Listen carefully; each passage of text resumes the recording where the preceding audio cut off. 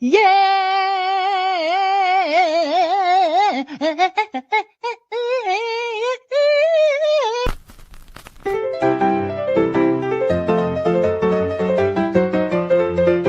You know what? I don't know what the is going on here anymore. Look, I have a dog.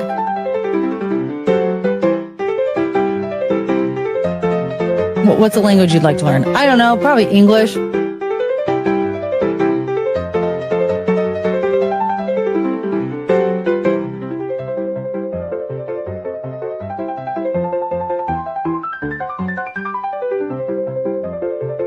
Oh, hi. Oh my God.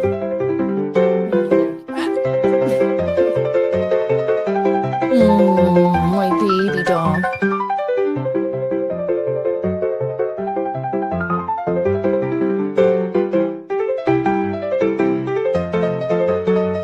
I don't know.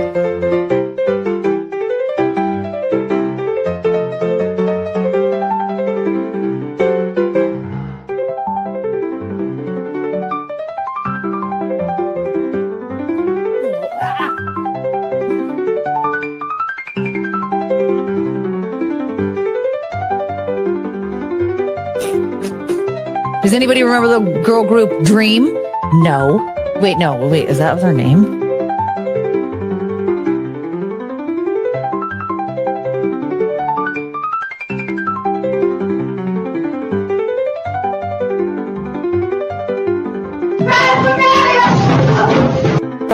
Forgettable. Running a country is very stressful. I was about to say special. What's wrong with me? Just because you had turned a year older doesn't mean you just get your ass eaten. None of this is funny. It's not that funny. Why am I doing this to myself? Oh my God, I have a giggle so bad. It wasn't even that funny. It's so sad how it hurts. I'm crying. Chongus hates it. Come back, honey. No.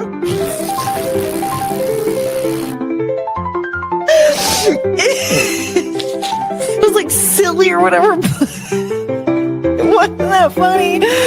But I can't stop laughing. It was so stupid. No, that's definitely did kill himself. We saw a video footage. Oh my God. I can't stop crying. Hi, honey. It's okay. He broke up with me for Aunt Jemima. I think Courtney just broke. I know.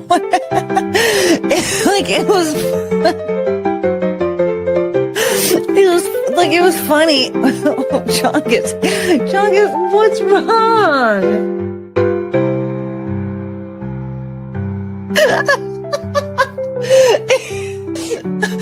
Can someone please? I was gonna say, I don't know anymore. What's it called? Oh, my fart cone. Hey, what are you, man?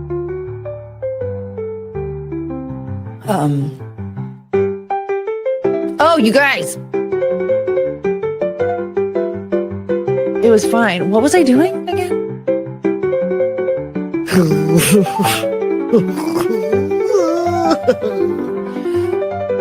Poor kid. It was kind of his fault. I'm drinking my Coors Light. Kiss my husband goodnight. Then I got in my truck. And then I yelled out, "What the?" This ain't your typical honky tonk. So what I've gathered from this is that I don't know what I'm talking about.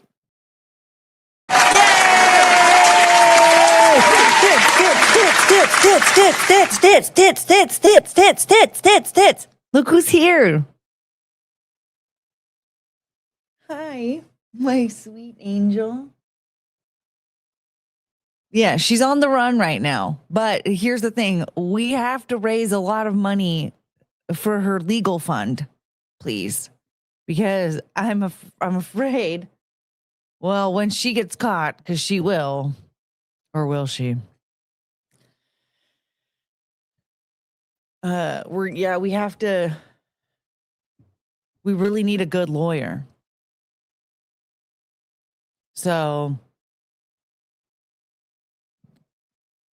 please give us a good lawyer. Please help us pay for a good lawyer for Penelope and her wrongdoings on Saturday. Yes. Penelope, oh my God. I don't know. She's rooting around somewhere. Penelope, you can't. We don't want to give anybody the wrong idea. All right. Penelope was not a patsy. No. Were you a patsy? No, because seriously, Penelope. Hey, oh my God.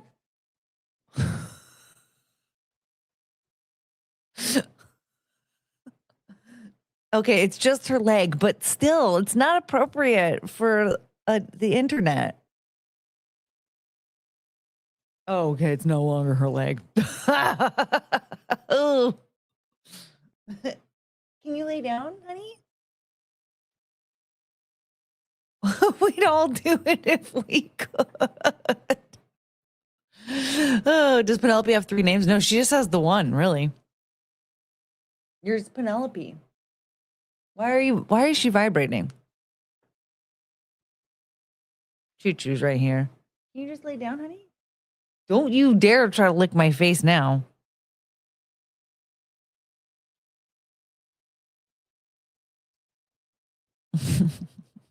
Penelope Harvey Oswald. I was trying to get our charges dismissed. Oh, Penelope's a patsy. I think you're just going to have to be a pup on the road. Oh my God, she has such a sweet face. Tits for tips. Yes. All right. Let's say hi before we get really crazy. Can you lay down? You cannot. No, I saw what you did. I know where your mouth has been. It can't be next to my face. Hi, Jojo. I love you. Oh, my good girl. My good girl. Thank you. All right. What's up, Michael Coulter and Bree the Booker and Carrie? Where's your sounds? I lost it. Oops.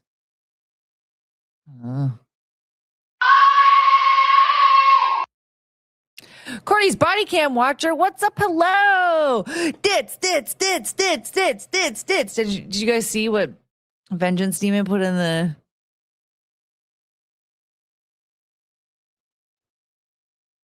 the Dorcas?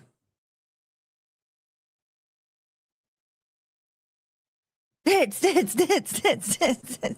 Apparently that's what closed captioning was picking up.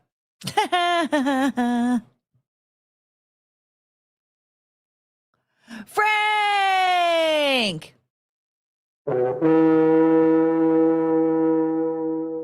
Hi, Frank. What's up, Scooter Smith and Garvio? Healer just wants to watch a movie. He doesn't want to be here. You can watch the movie later, can't you? When we're done. I told you this is when I was going to be here today, so I don't know why you decided to start a movie. This fucking guy. So, hello. Oh. Can't forget his sound. Get away from me!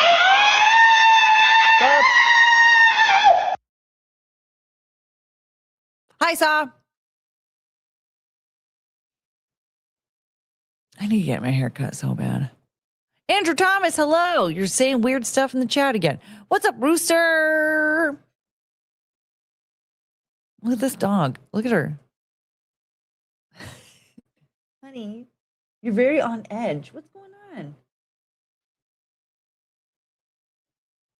You guys, I think I accidentally gave Chungus Cricket's medication this morning. It was such a strange moment because, like, I could have sworn I put the medication in a bowl, and I was like, okay, usually I can see where the medication is, and so I was like, because their bowls, Cricket and Chunkus's bowls look the same, and so normally I just double check, and I'm like, okay, that's where the pill is, and so I thought that's what I did.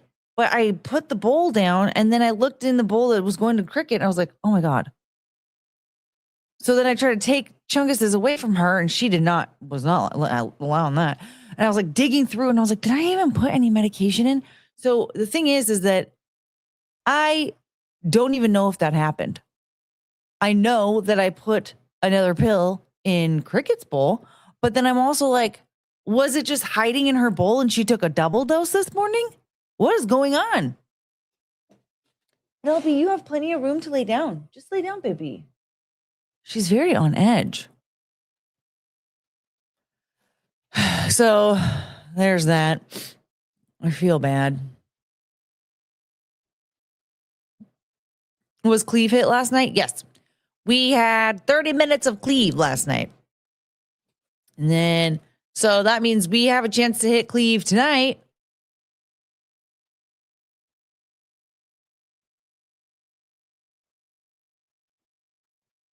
And Lounge Singer. Wait, oh wait, no, here we go. Brock. That still makes me laugh so much.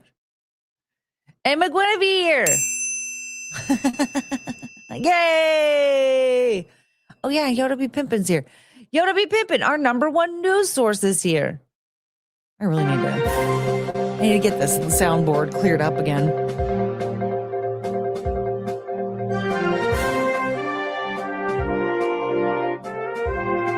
You know, I gave Rhinoceros that sound. Why are you gay? Because he gave me $100 and then we haven't seen him.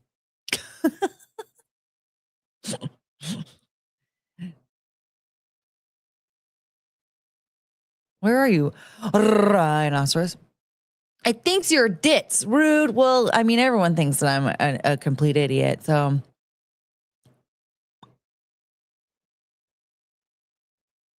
Did you announce that you were going to stream this early after I went to bed? I don't know anymore. Probably.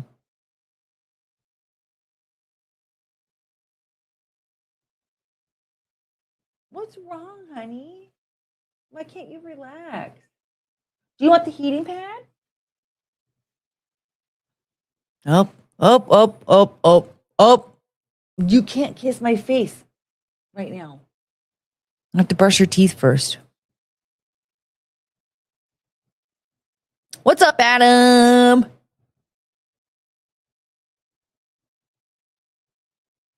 I'll be officially switching to you screaming System of a Down lyrics. I have to. The thing is that I'm already forgetting what I need to clip for those sounds. So like, we gotta get on it because there was something else I was supposed to clip too, and I already forgot what that was. But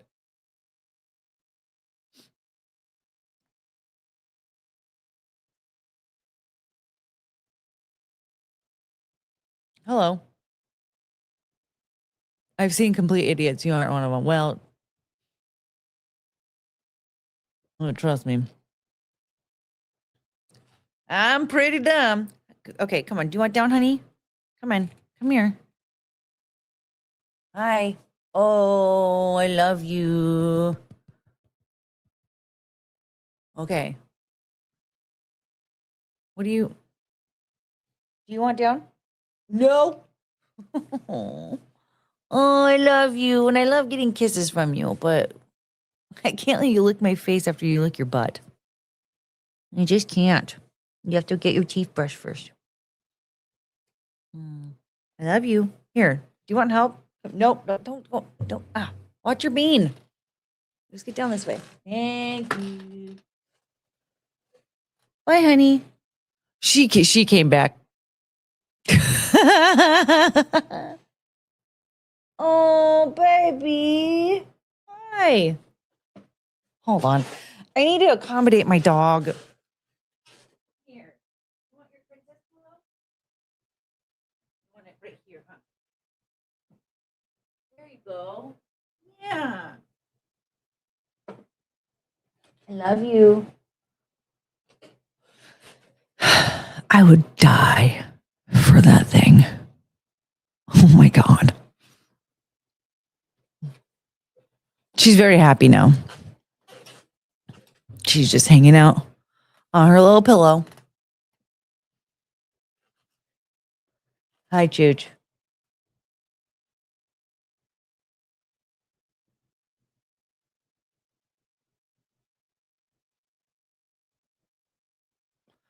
I don't remember who recommended her, but I tried watching this girl, Sasha CEO. She definitely has crayon in her brain.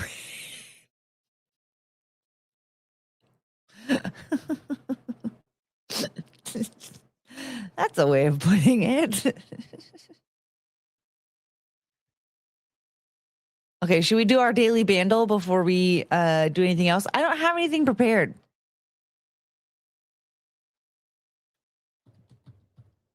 I will say, you guys, today I found out, okay,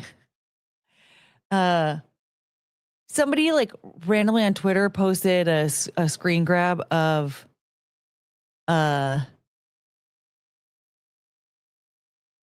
Michael Key doing some stupid commercial, and they were like, I always wonder, like, when somebody gets to this status, like when they're doing commercials like this, are they doing it because they like lost all their money, or are they doing it because they just really love money? I was like, maybe it's both. And then I went down this rabbit hole though, because somebody was like, oh no, somebody already talked about this. So I was like, who talked about this? I want to know, because I thought Key and Peele, I thought they were like the greatest thing to ever happen to entertainment, right? Not like, because that's what I think, but like, that's what it seemed that everybody believed. It seemed that people around me believed. So I'm like, if everybody thinks that he's so amazing, I'm like, what happened? And it led me to this video. This girl, it looked like she was doing stand-up, but instead she just told the story of her experience with like Disney. I think, yeah, because it was like Bob Iger, she mentioned. She called him Bob Iger. But she was giving these people code names. So it was Locke and Banana. And then Chelsea Peretti called her to warn her against working with Locke because his wife like wasted all of his opportunities. And then there was like all these people kept talking about all these things that he had been doing since Key and Peele, where like it was just kind of embarrassing. And then I was like, but like, why? Why is she demanding that he do these like terrible gigs when he's like a really well-known name? And she described, so of course I'm continuing. I wasn't asking her this in real time, obviously. I'm just asking it in my head. And then she continues on and she answers the question. I didn't have to ask her.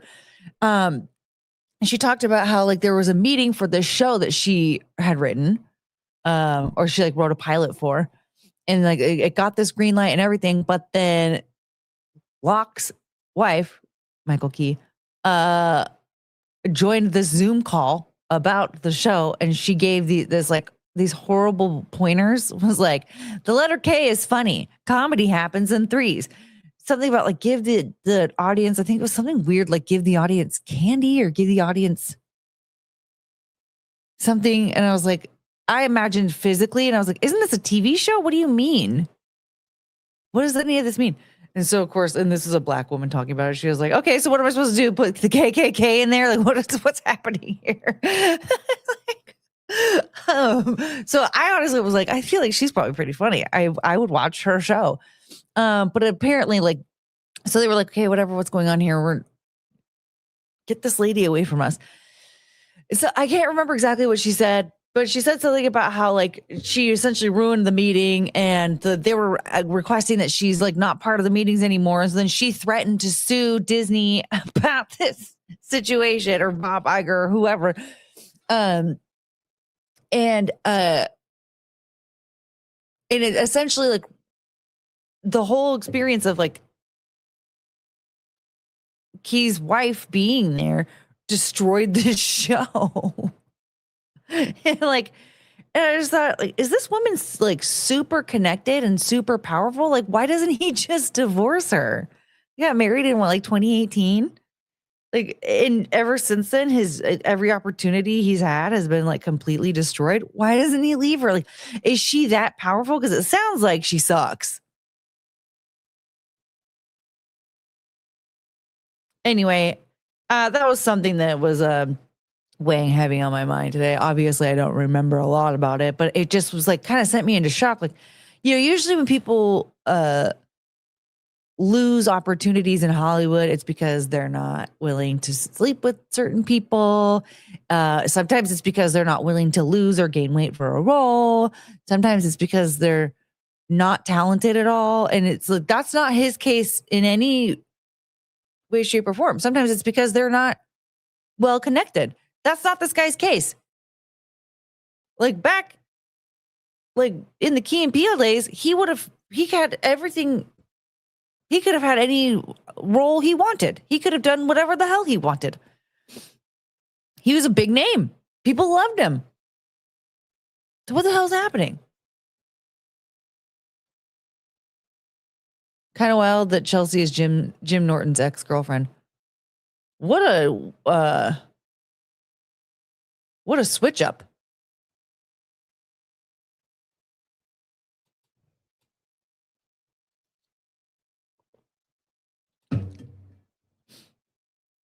Both of them. Just really just I don't have a type. Okay. What?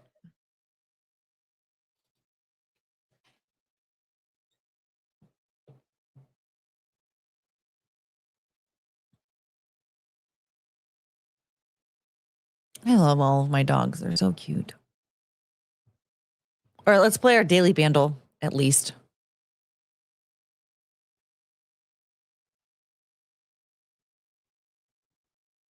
I can have any role I want. Kaiser, sesame, brioche, pretzel, maybe. Ooh, that sounds good. All of those sound good. Bread.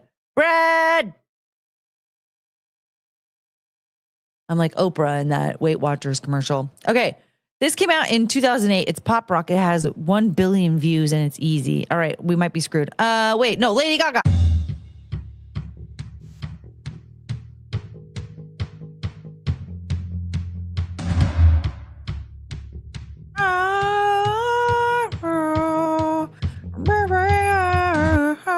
That's not that song. Nope. Okay, it has pianos and bells. Oh, it's Coldplay. It's definitely Coldplay. The hell? Oh God, there's. Okay. We're on to something. Oh my God, hold on.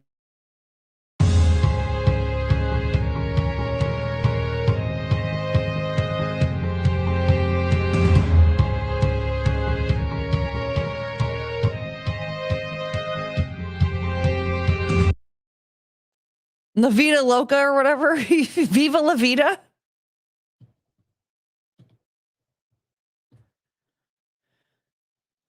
Yay! I like Vida La Ploca though. What's up, chat class? Yeah, we're playing Bandle again. I like the clue. Live life in Spanish. All right, we don't have to play. We just need to do our daily Bandle. Did we have people leave? Live life in Spanish.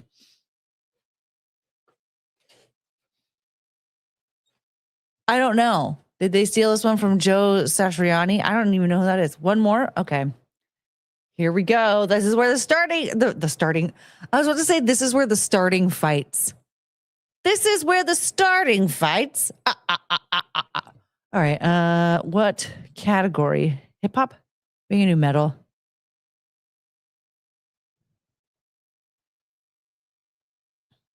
Okay, this was born in 1983. It's metal, hard rock, and it's easy.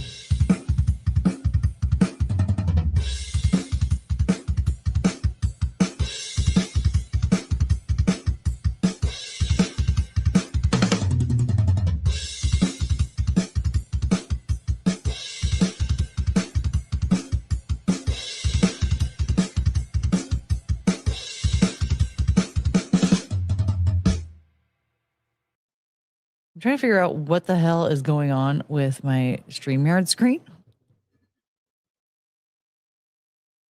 Oh my God. What is going on? Okay, this is better. For some reason, it just wanted me to be very small. Okay.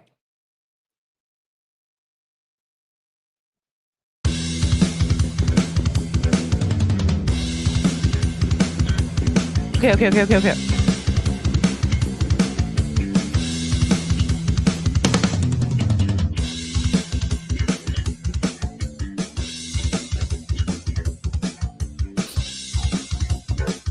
Trooper?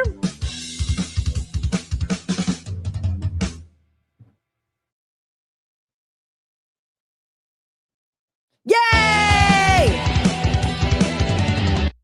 I got another copyright claim last night. Okay, we can do one more. I'm already getting hungry. I ate on purpose before the stream because I didn't want to get hungry. Oh no, this came out in 2004. It's metal hard rock. It's easy.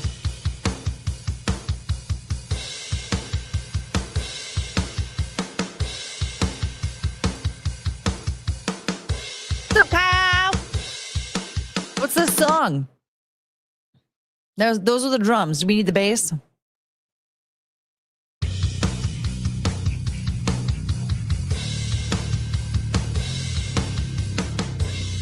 I feel like I recognize this.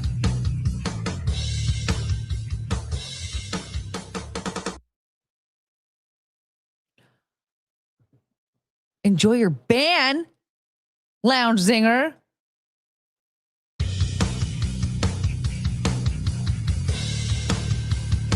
I don't know what any of that means.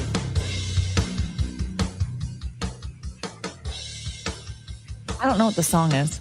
I don't think any of you guys know what it is either. Sounds like... No, it doesn't. Wait. This is supposed to be easy. I thought we had a bunch of metalheads in this audience and nobody here knows it. Okay.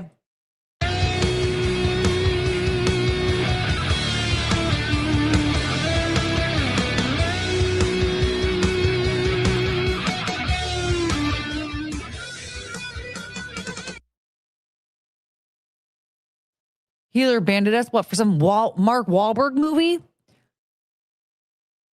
Slipknot?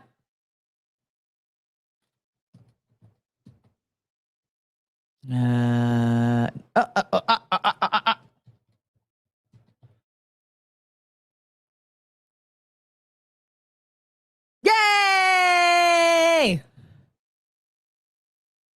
The clue is bipolarity.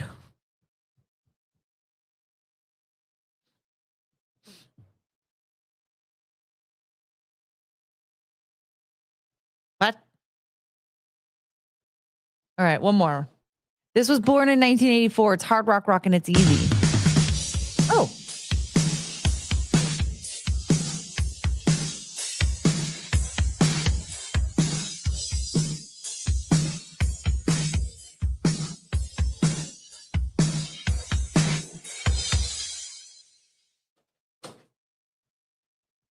Does anyone know what it is? Hello?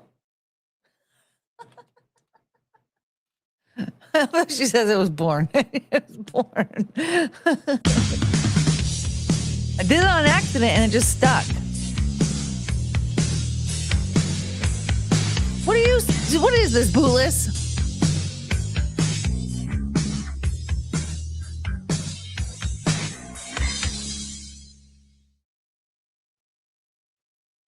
How can these bands copyright claim when your boobs bounce to the beat? Yeah. Exactly. Yep, it is.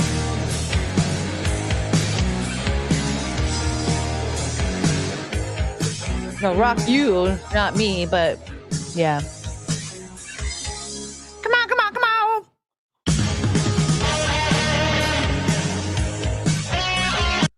Pebble you like a typhoon.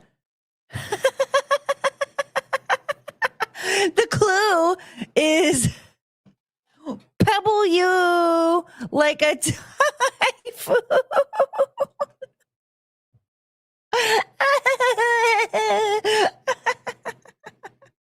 All right. Okay, we don't need to be doing this all. We can save some for the later in the evening. But for now, we are $0 in. And we gotta make it to Cleve.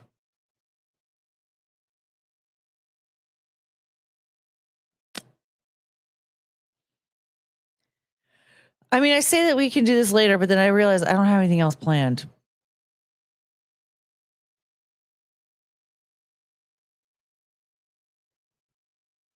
What is this, Lounge Zinger?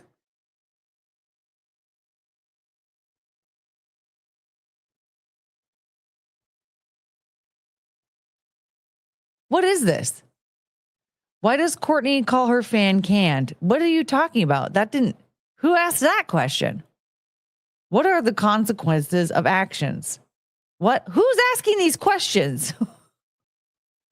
Are these? That was me asking AI to find your System of a Down clip. Oh, I think it was around like hour. It was like 1 hour and 48 minutes, I think, somewhere around there. I didn't call anyone canned. Is it? So AI doesn't, I said, enjoy your ban. Is that what it was thinking? Why was she surprised by Zimbabwe? I know, I like the third one.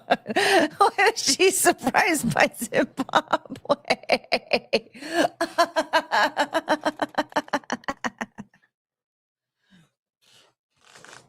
Come here. Come here. Come here. Hey, come here. Chungus is sleeping like all the way over there. Hi, you have a big head. Come here. I will make you. Oh.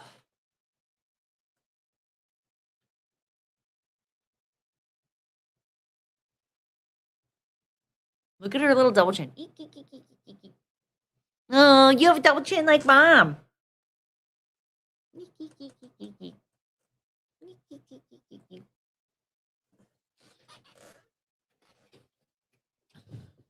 And we got a gifted membership. Who did it go to? So we're $5 in now, you guys. Penelope's barking. Hey, Penelope, no.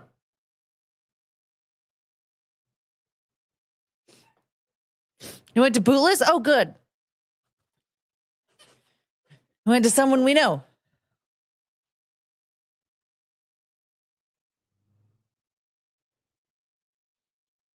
Someone in the chat right now. For once, it went to somebody that we actually know and is here.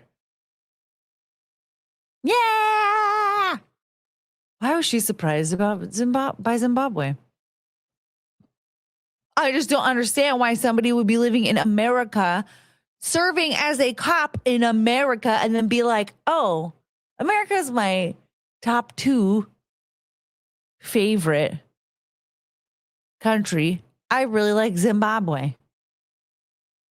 What was he saying? He was talking about it like it was an up and coming country.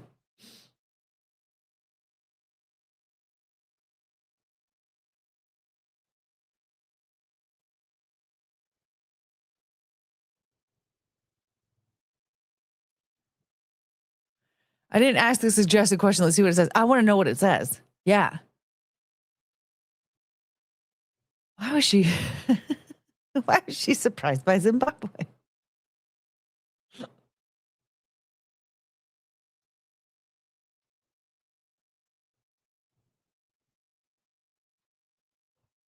Hi.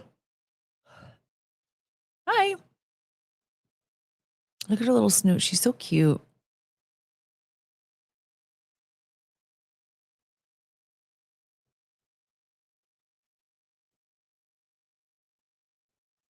Man, I really want some good Australian history videos again. I mean, we could just rewatch The Slut Boat, see what happens from there. Well, maybe we should do that. Just see what YouTube suggests after that.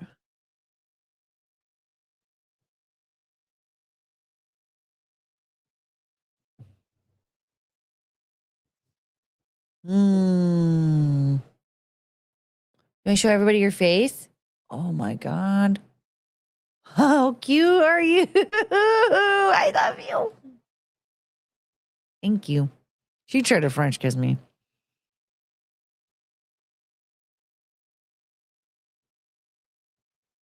Oh, naughty dog. You guys want to watch Slut Boat again? Slut Boat, Slut Boat. Let's see here. Let's see what we have.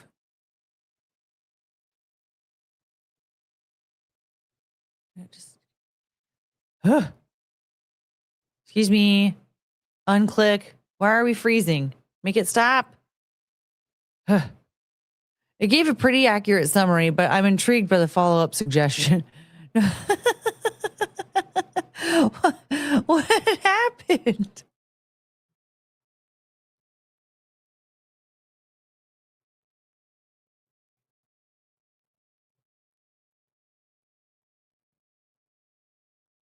The speaker expressed his confusion and surprise regarding Zimbabwe because the guest or individual mentioned it as one of their top 2 favorite countries, which the speaker found to be a hot take.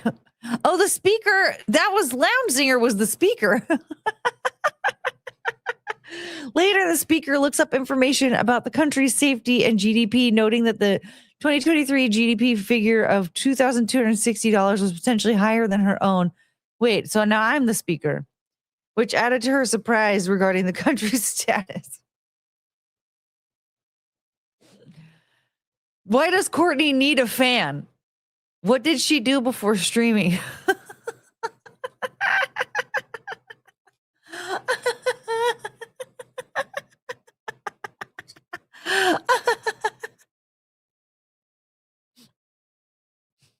That was amazing. Why does Courtney need a fan?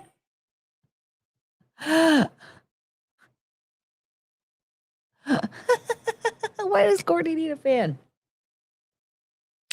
What kind of fan does it mean when it's asking that question?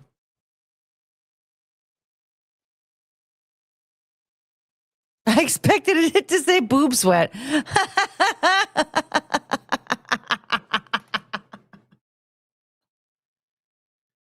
Oh, it meant when you were sweaty. Oh, so it was basically it was saying like she had to point her boobs at the fan.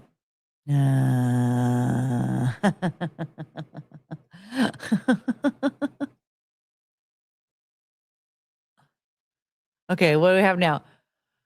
Courtney realizes early in the stream that she needs to turn on her fan because it's very hot in her streaming space. She mentions that it gets quite warm and turning on the fan provides a nice cool breeze to help her stay comfortable while recording. What are her weekend goals? Why does the bank robber mention her funeral? How does she react to the tracker evidence? These questions are all over the place. What is happening? This is a fun game. We should do this with other people's streams.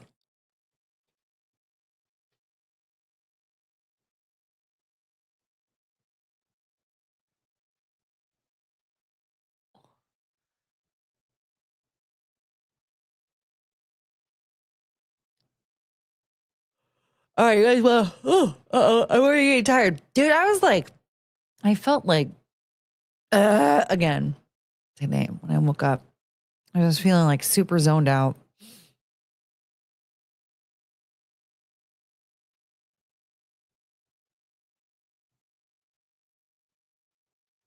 Bank robber funeral was one of the body cams. Yeah, it's just funny because like it just decides to jump around.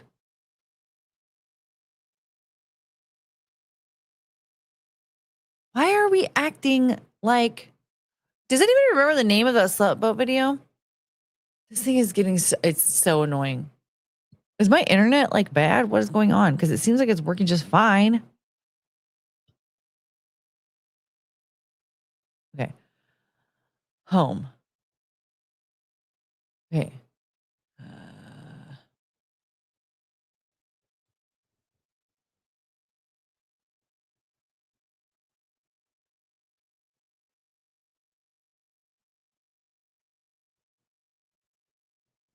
Okay.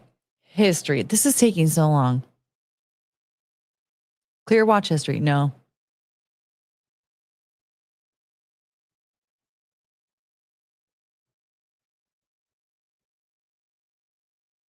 Slut boat. Man, I watched a lot of home movies. She's only 17. When was the last time we watched the slut boat? Oh, there's a giraffe. We got swooping season. There's Joey Marlowe. If you knew Susie. Should we watch Joey Marlowe while... I think it was called Weird History, right?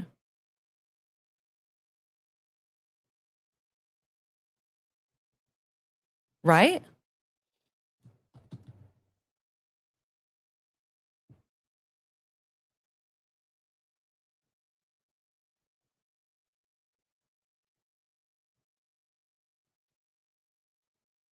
Ooh. I think this is it. I think.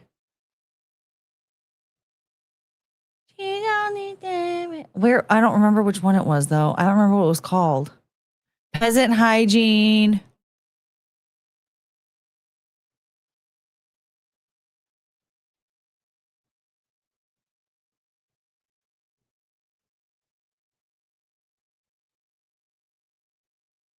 Okay. We're getting close. Hold on.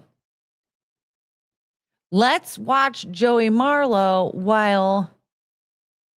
or something from Stairway to Stardom while I try and sort this out. I should have planned something. The Lady Juliana. Yes. Is that the video? The name of the video?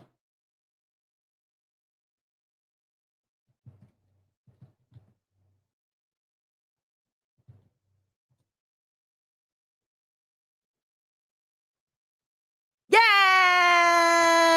They also did the Dingo video. Ooh. We can watch that one too. All right, here we go.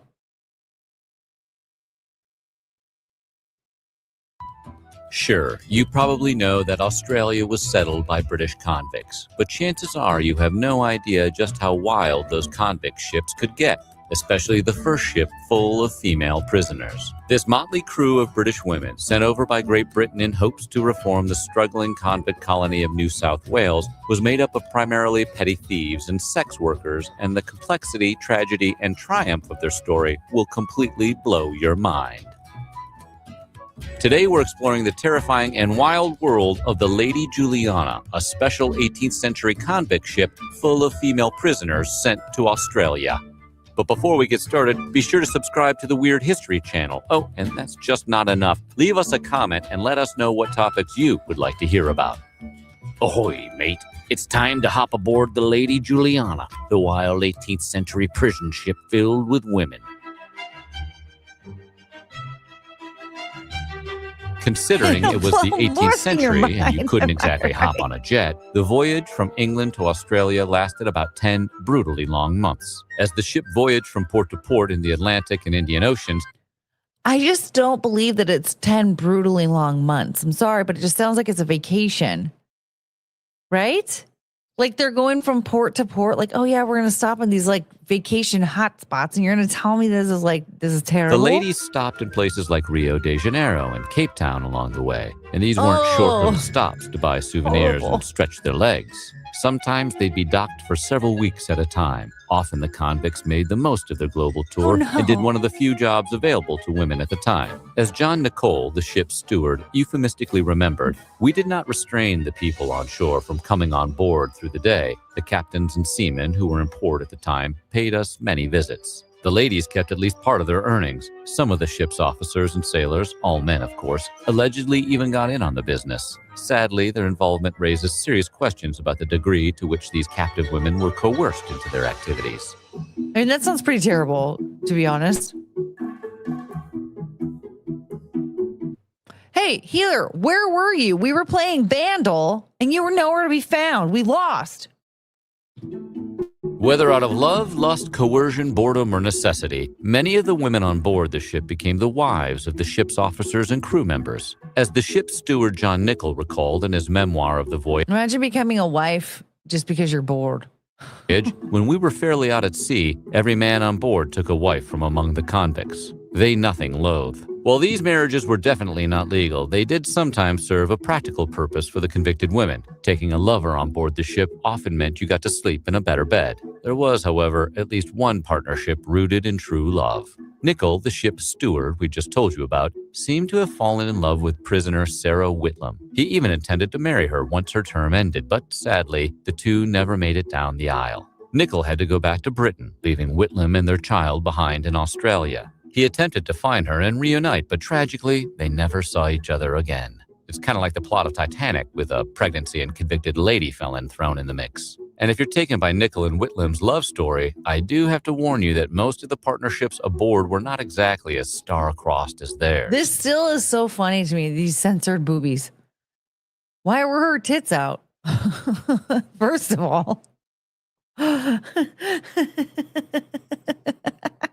The lack of privacy for prisoners on convict ships meant that crew members had access to them, and their relations and interactions could be non-consensual. Considering the age of consent in 18th century Britain was devastatingly low, 10 years old to be exact, some crew members had no problem taking teenage wives during the voyage. Historian Pamela Horn identified 14-year-old Jane Forbes as one such young wife. She had a baby before reaching Australia.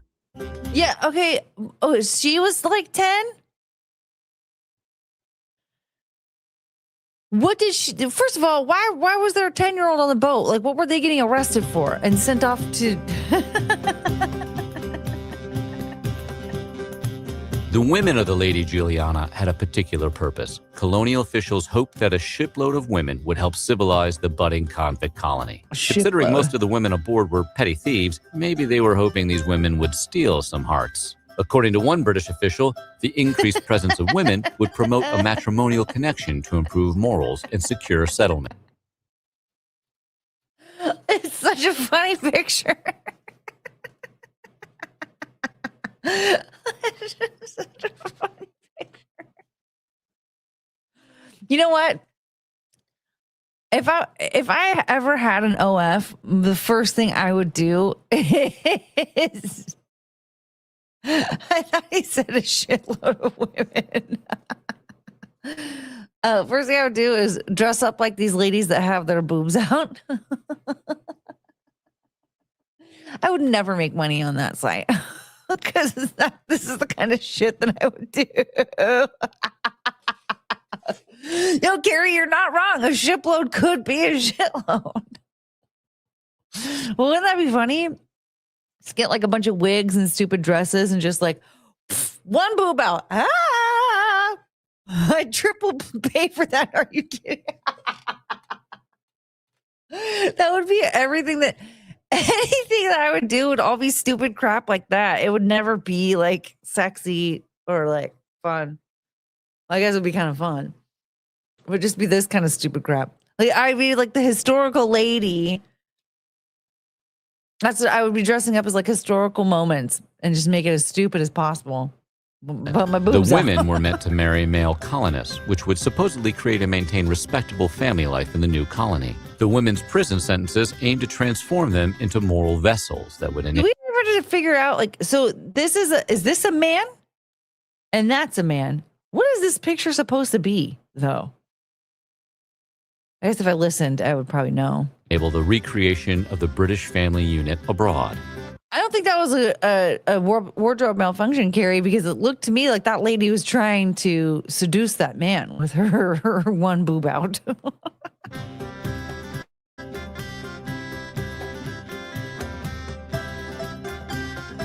The women being transported to New South Wales on the Lady Juliana were prisoners, but their lives were upended for infractions that honestly don't seem like that big of a deal from our 21st century gaze. Though some of the women aboard the Lady Juliana might have been sex workers, that's not why they were sent to Australia. Sex work, or harlotry, was not a transportable offense.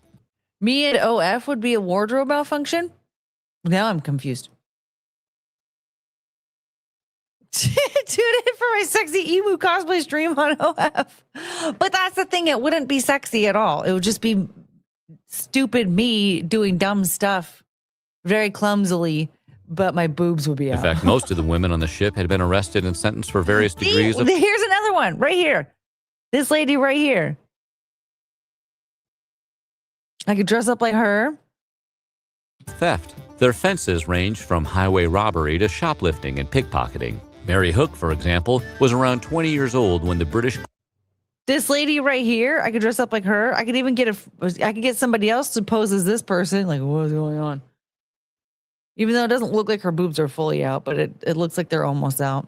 Court commuted her punishment for stealing her employer's money and goods from capital punishment to a 7-year sentence in New South Wales. So basically, she was almost killed just because she stole a few things from work, but instead the British government mercifully sent her to an entirely different continent. Okay, hold on. You said something about letting your boobs out on OF. It could be called a wardrobe malfunction and unintentional. But if it was on OF, then it would be intentional. Vintage hits, vintage hits, vintage hits. All the guys here is boobs. You're golden. Man. Elizabeth Barnsley. One of the most notable convicts on the ship was Elizabeth Barnsley. She was convicted for the dangerous and heinous crime of, stealing some cloth. Anyway, Liz, the fabric thief, quickly became... Is this lady's glasses drawn on for the picture? This looks like the glasses are very out of place. Here's another booba moment. Look, you can see her areolas. Became a leader during the voyage.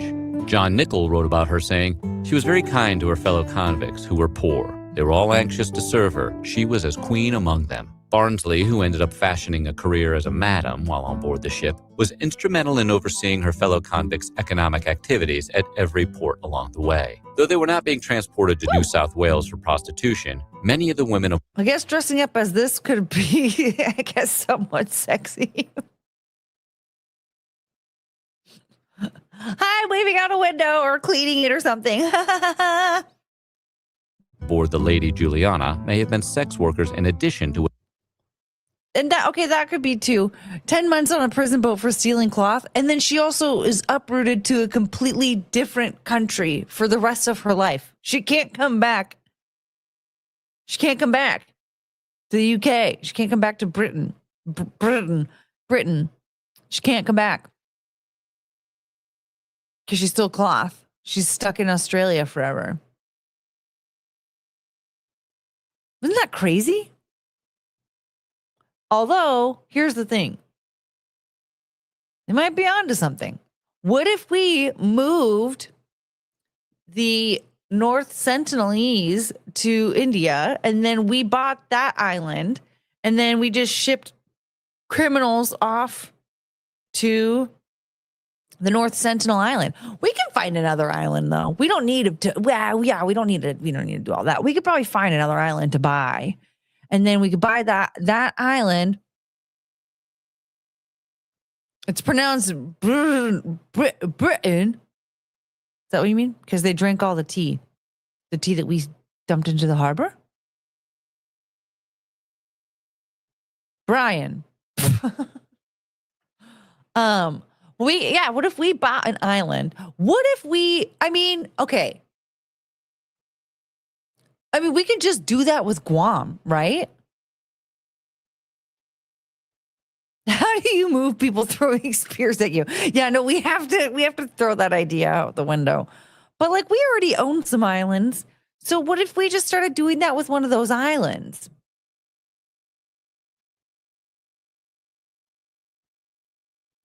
No, but not like that, Scooter. I'm talking like, because with Australia, like, it's not just a prison, even though I call it the prison planet, but it's not just a prison, right? Like, you serve your time in the prison in Australia. But then after that, the British government would give the criminals land and homes and stuff. And so you would just start a whole new life in this country. So I'm not talking like keeping people. Also, Alcatraz is in California. So like that also, again, that doesn't work. They need to be on an island away from this continent.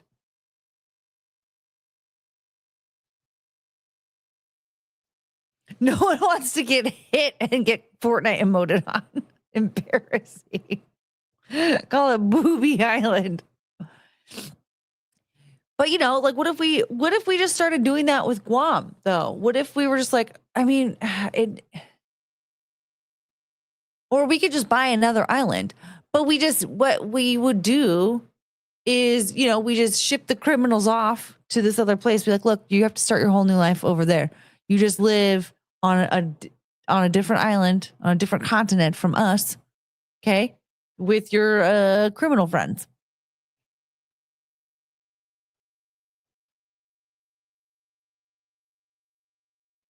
Put them on Epstein Island. That would, see? I mean, is it being used anymore?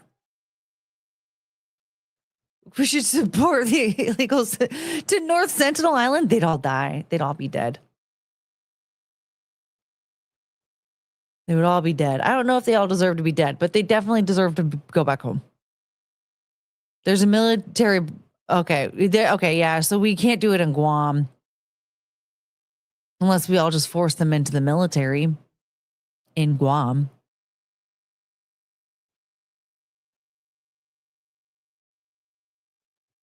Frank is sick of having illegals here. I don't know. I feel like this is a concept. I actually kind of like the concept. It works for everybody, right? It works for the people that aren't criminals, that don't want to commit crimes, that want to live in a high trust society, right? And then it also works for the people that do like committing crimes. Now they can just go be on the island where you commit crimes at.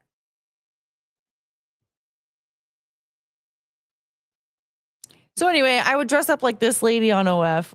Whatever petty crimes they committed. A robust harlotry economy existed in 18th century Britain, so it's reasonable to assume that at least some of the 200 plus convicts took part in that line of work. I don't know, man. I've seen The Woman King. I ain't messing with those natives. I have not seen The Woman King. What the hell is that?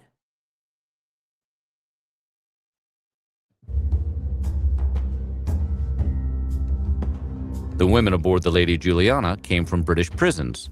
Though a prison reform movement began to grow in the late 18th century, the prison conditions they escaped were deplorable.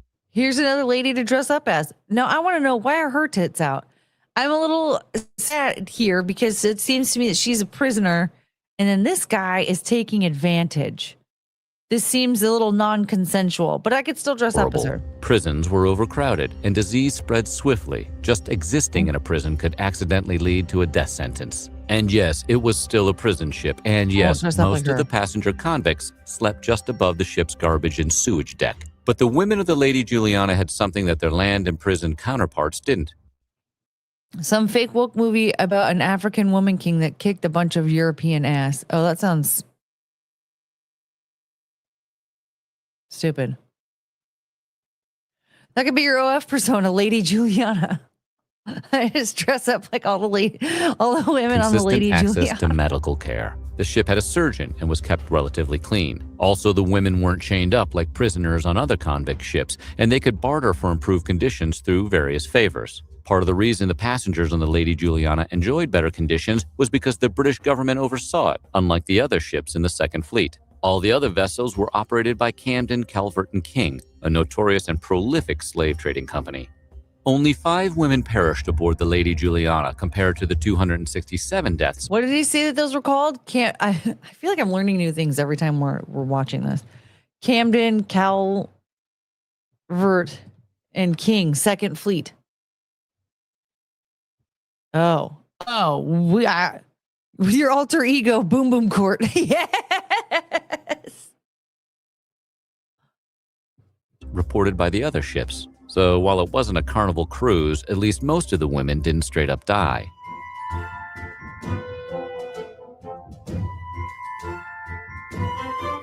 The vast majority of the women who embarked on the Lady Juliana Look at this lady over here with her big giant jugs. That'll be easy to dress up as. Blonde hair, big jugs.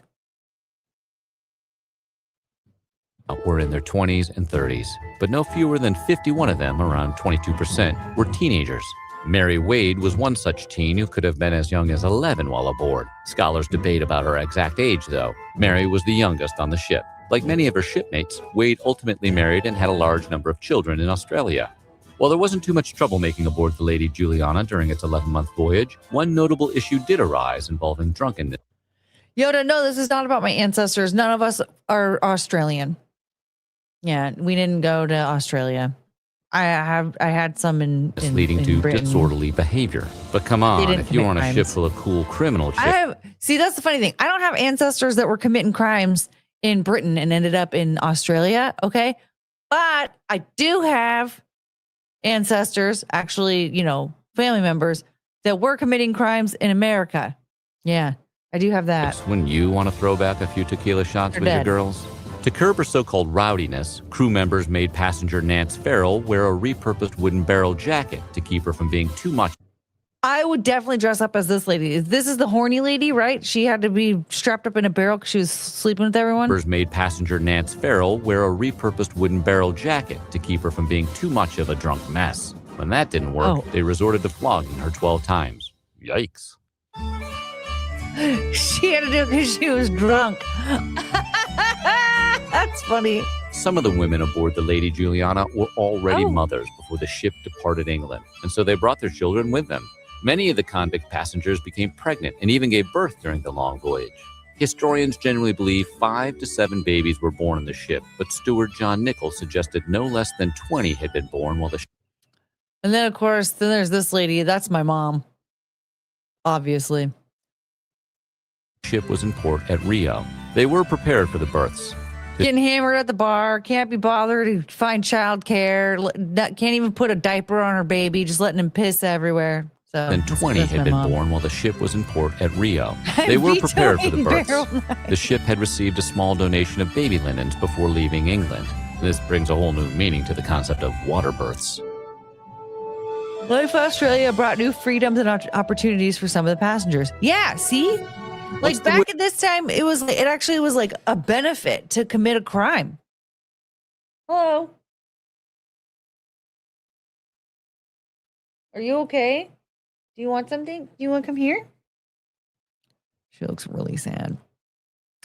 But no, Lounge, I think Barrel Night would be really fun. You can cut boob The minute the holes Lady in it. Juliana arrived in their new homeland of New South Wales, they quickly discovered they could enjoy freedoms there that they couldn't in England, even though they were prisoners with few rights who were put in difficult and often dangerous positions. Women arriving in Australia were free from certain British moral codes, even while This is the slut boat, Bootless.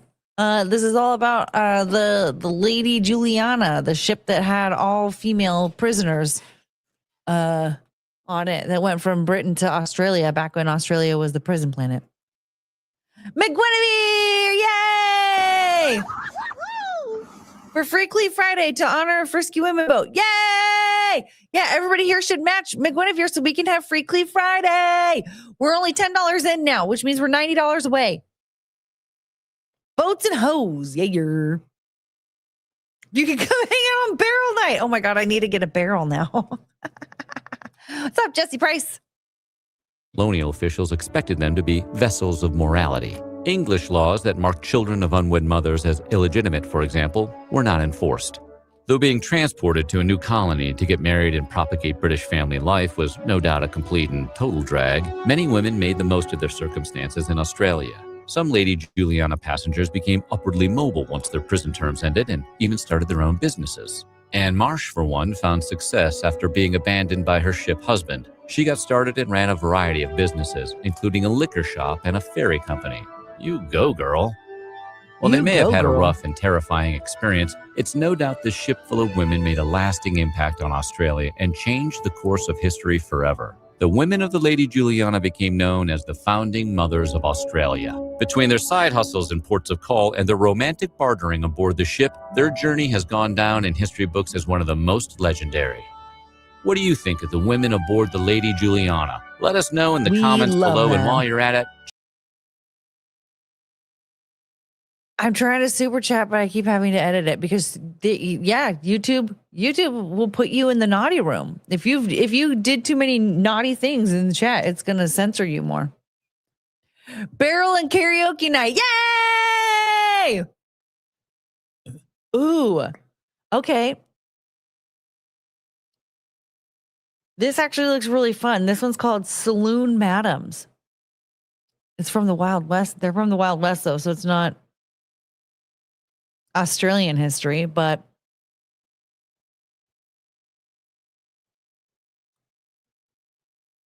all right, Saw's in here telling dad jokes for some reason. I got over my my addiction to chocolate marshmallow and nuts. It wasn't easy. It was a rocky road. Wow. I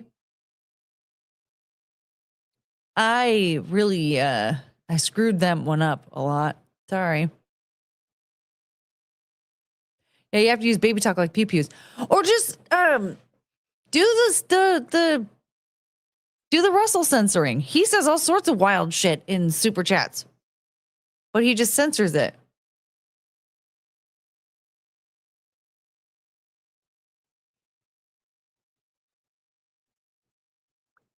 Like when he types pussy,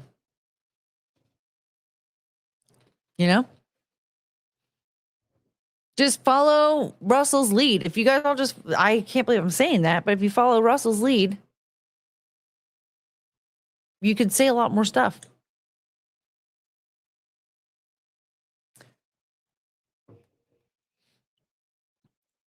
I have no idea what word it is. It's not even bad. What are you trying to say? Are you in the naughty room because you were already saying naughty stuff on YouTube? That's what happens. I've been there. I had to get all weird and sensory with my super chats before because I was definitely in the naughty room. Hey, Courtney, why was the blonde staring at the bottle of orange juice? Because it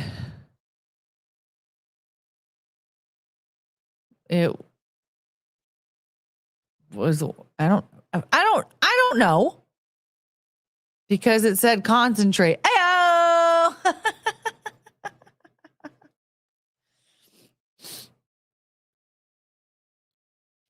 Oh, wait, sorry. Because it said concentrate. I called that guy David a scumbag the other day and it got censored. That case is getting way more coverage than I thought because you know what? It's funny. I didn't know who or what a David was until that girl was found in the trunk of his car. And I just thought, like, he sucks. I think like we should care about the case, right? Because any true crime case, like, you know, when there's a victim involved, we should care. It's just there was so much when it first came out. There was so much revolving around like who he was, and I was like, who gives a shit? A little girl was found dismembered in his car. I don't care that he was a singer and a street. I said frisky woman boat, and you all knew what I meant. Yeah, frisky woman boat. What's up, backhand? We're just talking about Australia again. If you spin an Oriental person around really fast, they become disoriented.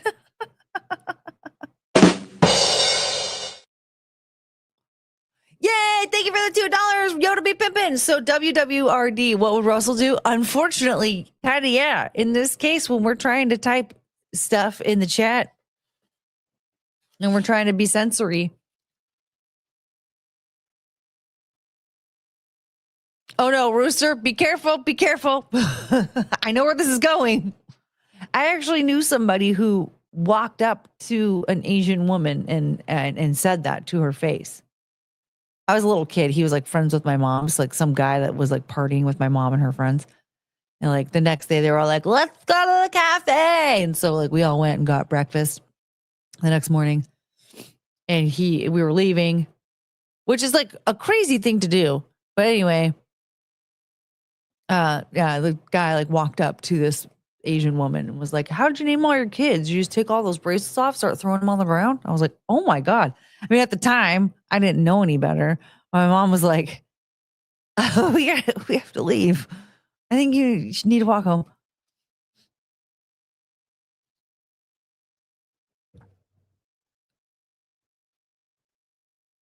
Someone broke into my garage and stole the limbo stick. Seriously, how low can you go?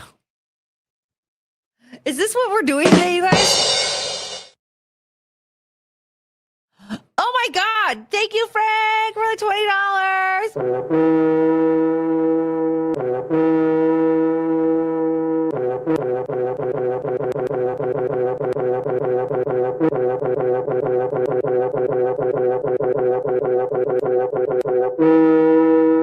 Yay! We're at $32. I give the fuck up. I bet it's okay with this. And it was.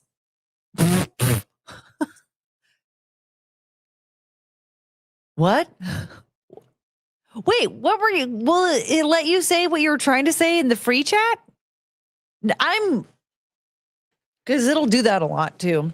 It's definitely a lot more strict with the super chats.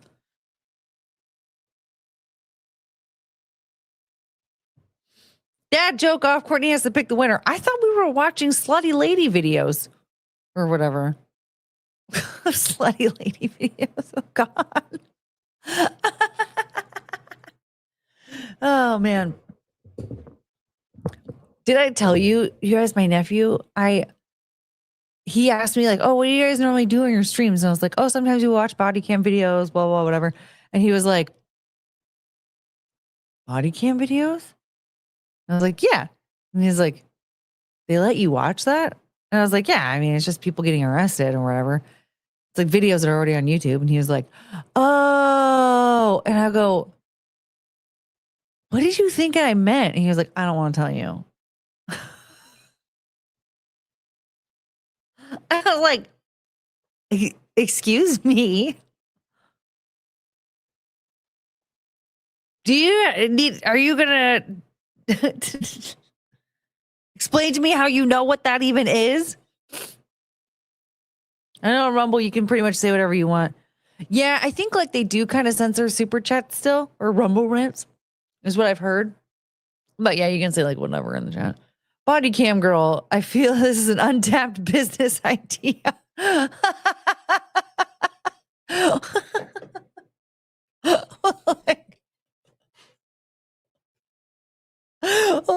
like take your top off while watching body cam videos. Body cam videos are more innocent than that. Yes, exactly. Courtney's body cam watcher.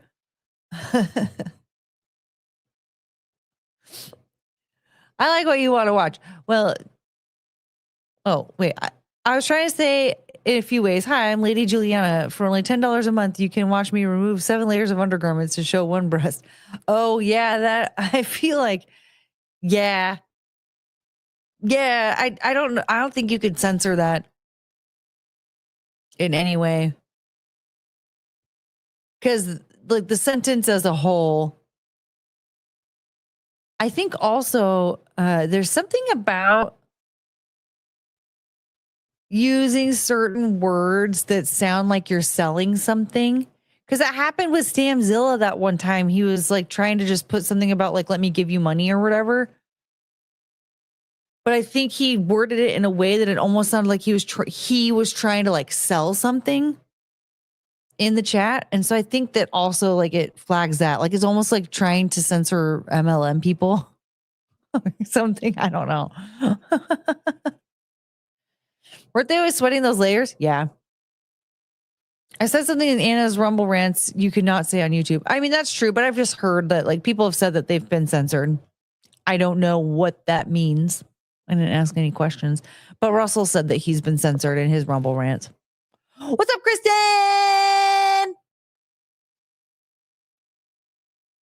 I got rid of the money and breast and it still didn't work. I think it's because it was saying for $10 a month, you can watch me remove undergarments or whatever.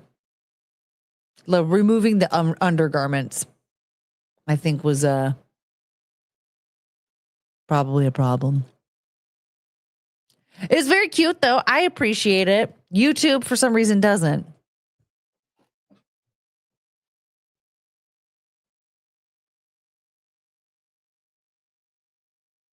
Where do we sign up?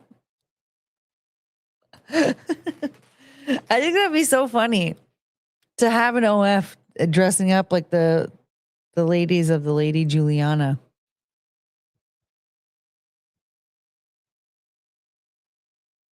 Yes, 32 out of 100. Keep Cleve streak going in the Free Cleve Friday. Free Cleve Friday. Is Frank starting an OF? What's going on here?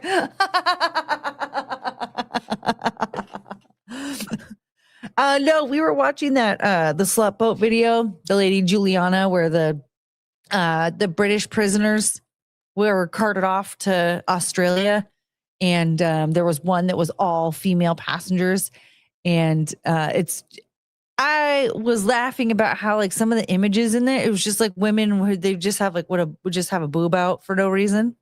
And I was like, I want to start an OF. Well, if I were ever comfortable enough to start an OF, that's what I would do. It's just stupid stuff like that, like dress up like the ladies of Lady Juliana with the random boob out for no reason. Barrel night, I would definitely dress up in the barrel too. That the one lady got too drunk on the ship and they had to put her in a barrel to keep her from being too rowdy. And that didn't work. So they ended up flogging her.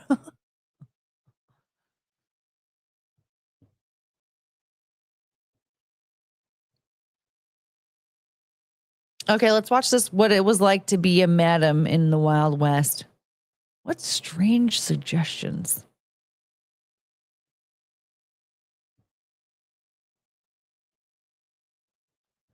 You need to hire Boom Boom Ken. Boom Boom Ken. I can't believe all these years we missed Boom Boom Ken. We were so focused on Corn Pop. All right, so this one is what it was like to be a madam in the Wild West saloon. Ooh. When you think of the Wild West, you probably picture a dusty town full of manly gamblers and cowboys. Most people have no idea just how much of the West was run, operated, and settled by women. More specifically, the women who ran brothels, aka madams. Madams used their appearance, experience, and strong-willed personalities to generate tons and tons of dough, sometimes employing brutality to get their money. Today, we're exploring what it was like to be a madam at a Wild West saloon. But before we get started, be sure to subscribe to the Weird History channel. Oh, and don't forget to leave a comment and let us know what historical topics you would like to hear about. Okay, bartender, pour us a sarsaparilla. We're fixing to tell you about Wild West madams. Sarsaparilla. Considering at the time LinkedIn wasn't close to existing and women couldn't just apply for any old job, being a madam was really the only route to independent wealth that a woman could have. Madams recognize how to make money and put this skill. Sarsaparilla is a sweet, dark, carbonated soft drink with a flavor profile often described as having hints of vanilla, caramel, and licorice derived from the sarsaparilla root. It's a popular soda, especially in North America and Taiwan, and is known for being caffeine-free. So it's root beer. And having taste that can be more bitter than root beer. Oh. So root beer and sarsaparilla are like the same thing. It's just that, you know, over the years, Americans have been obsessed with like sugar bombs for drinks.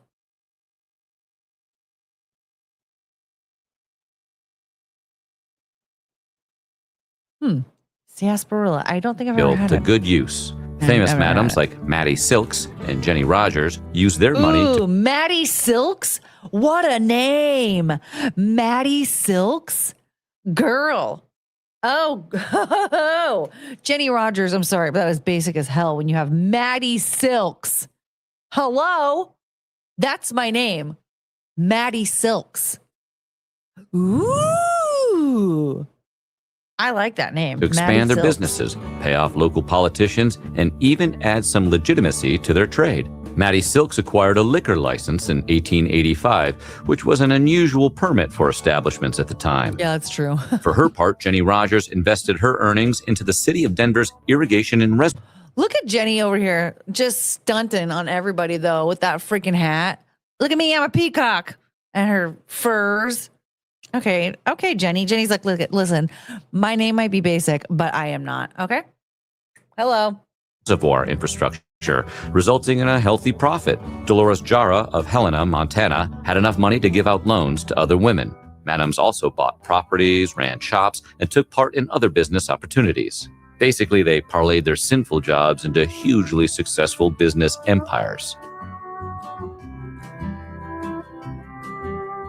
Many madams actually spent time as hookers prior to or in addition to their managerial duties. Often older than their workers, madams had experience in the trade and learned from their time as active ladies of the night. Turning tricks obviously wasn't looked highly upon at the time, and some women who engaged in this type of labor were cringingly known as soiled doves. Yikes.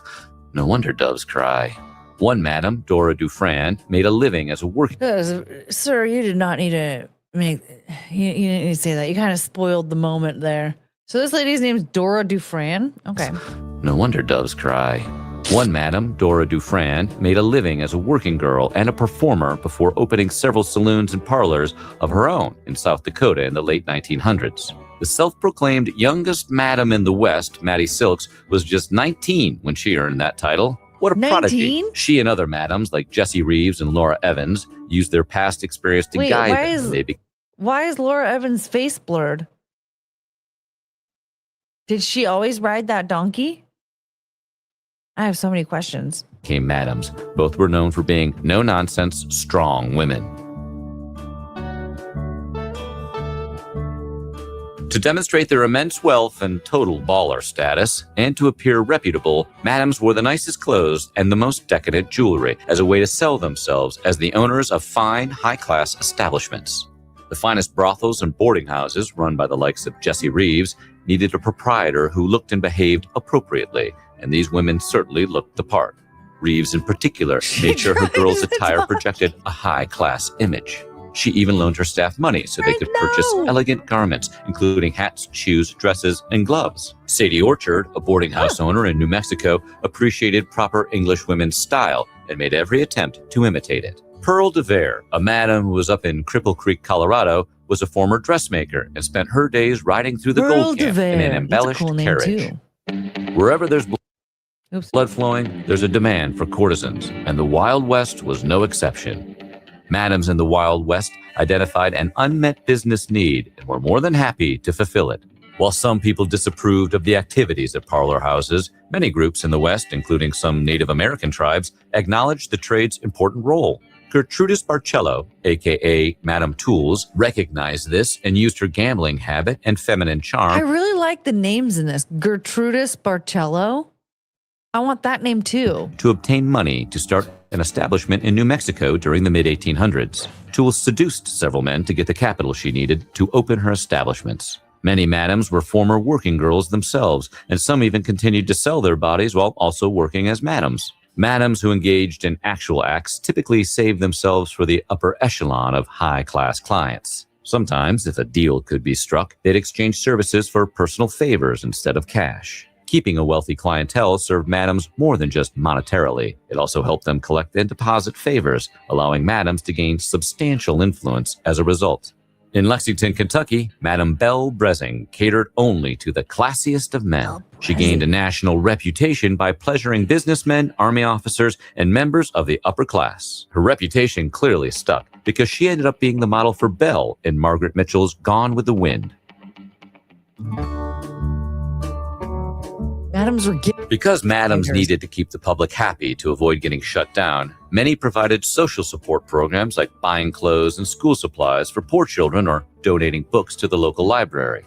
Charities were sometimes fickle and would accept the madams' money, but then bar them from attending social gatherings or withholding any sort of acknowledgement. How rude. Madams went out of their way to pay their share of taxes, not willing to offend the locals, which would risk their businesses.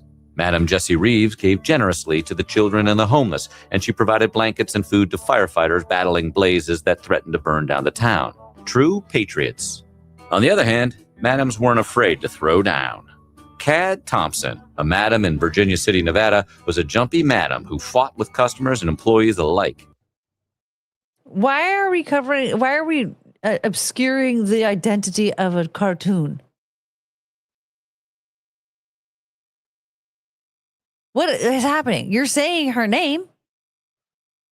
Show her picture. Thompson was a keen businesswoman who ran a 24-hour brothel. One time, during an argument with one of her employees, Mary Livingston, a brawl broke out between the two women. Thompson gave Livingston a full-blown beatdown before eventually throwing her out of the boarding house. Livingston took Thompson to court, but the case ended in an acquittal for the madam. To keep customers coming back for more, madams had to ensure a certain level of satisfaction. The best establishments provided well-dressed, good-looking women along with plenty of booze and entertainment.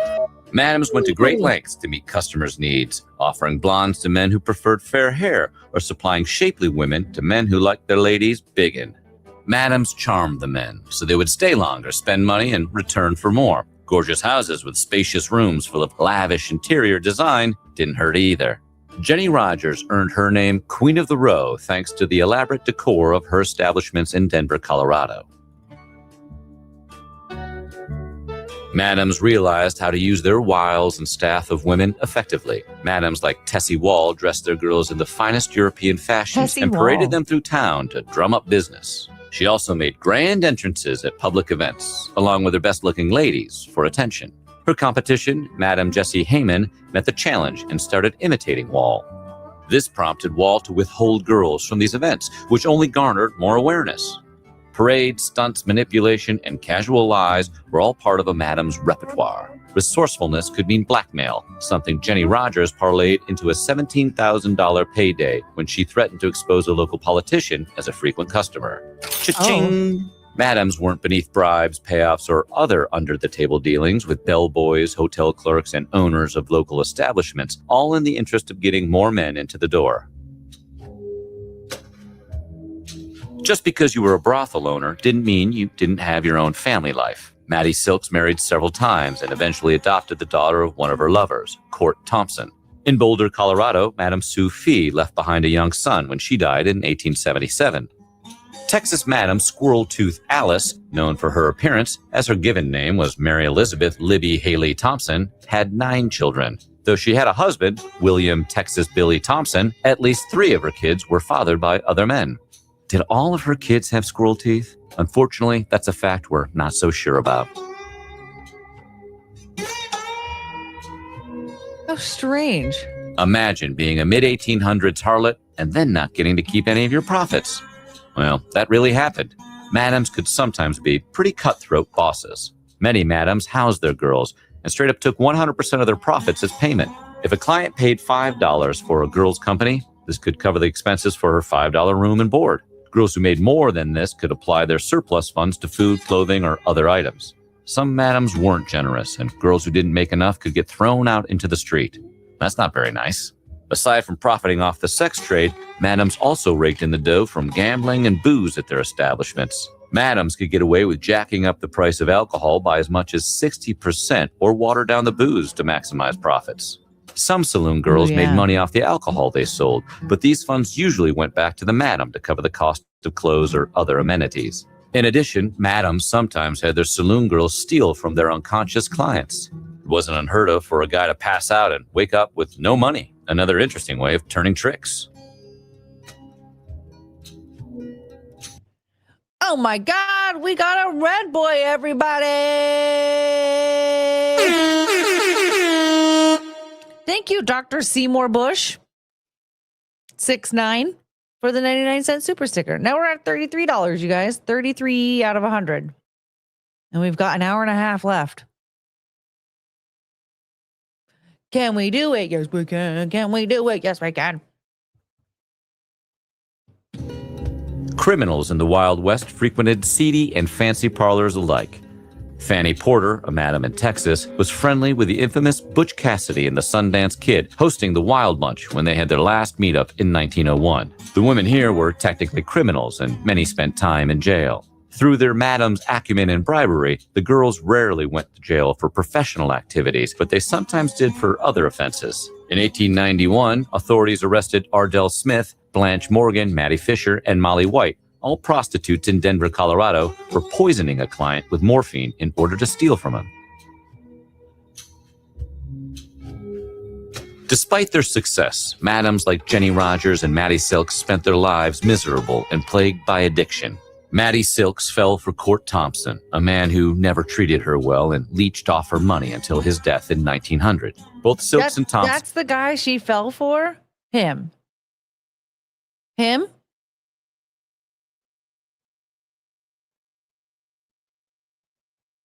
This is the guy that she let ruin her life?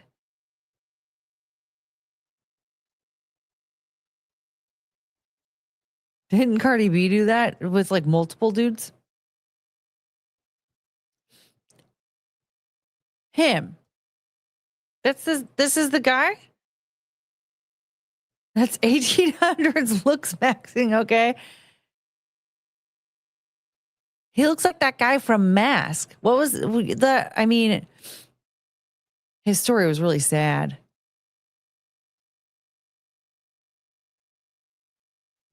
You know what I'm talking about? You guys know what I'm talking about. Not The Mask. Mask. With Cher.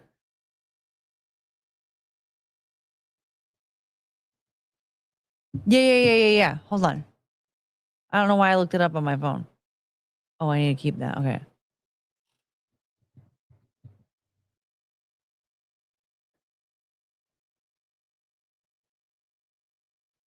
Just give me a picture, please. Nope, just...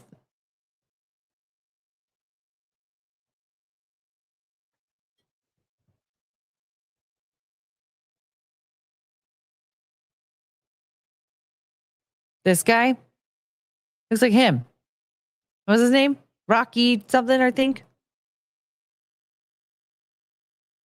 What was his name? Rocky Dennis. Thank you. Yes. Rocky Dennis. That's what Court Thompson looks like. Treated her well and leached off her money until his death in 1900. Both Silks and Thompson were big drinkers, something that contributed to their contentious relationship. Madame Sufi... James, enjoy your band. How dare you? That's not who I'm going to end up with. Rude.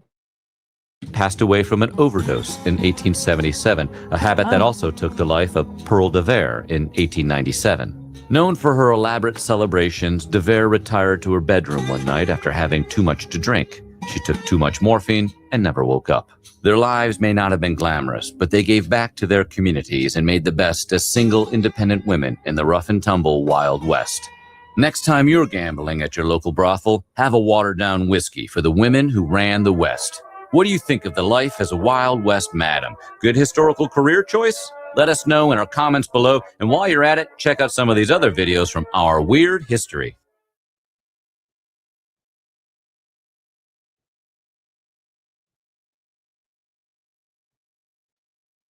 Well, what have we learned? What's up, Colton? You don't love my hair. My hair needs to be shaved off. We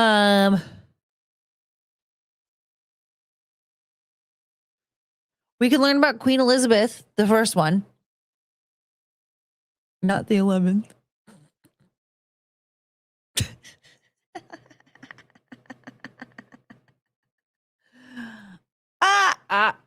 Okay. You guys want to learn about Queen Elizabeth the First?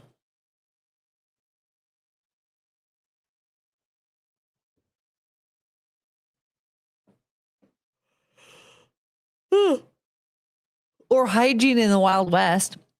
The one that died by horse. Is that how she died? Hoes loved their morphine and then they died. I thought that was Victoria. I don't know.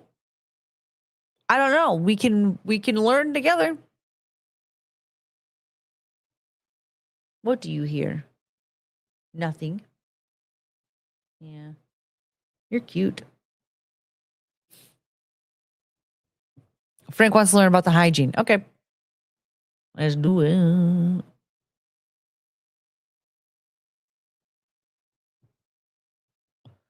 Do big boobs float? Kinda. They don't float you, but they float.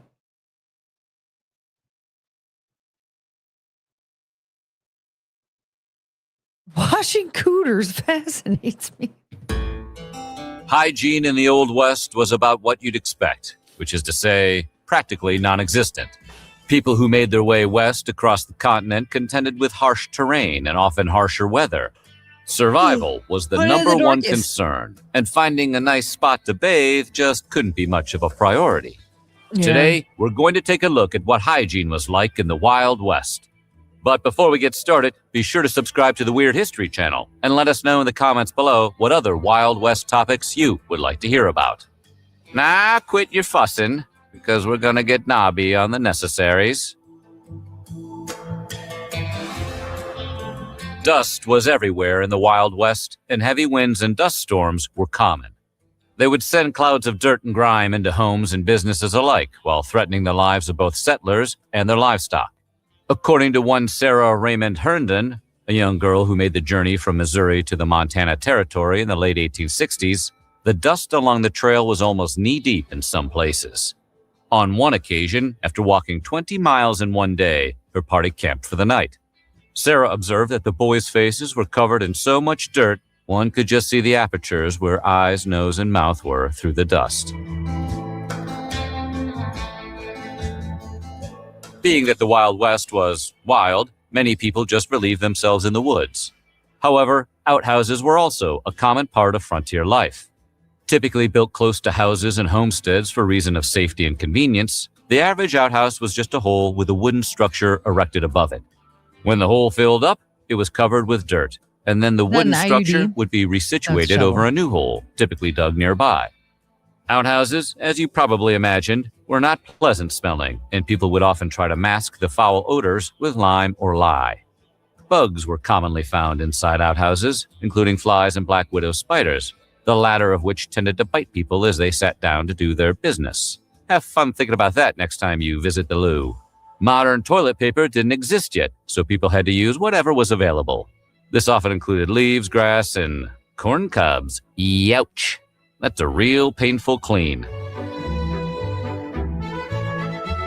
Wait, they were... While not all beds in the American West were made from hay and straw,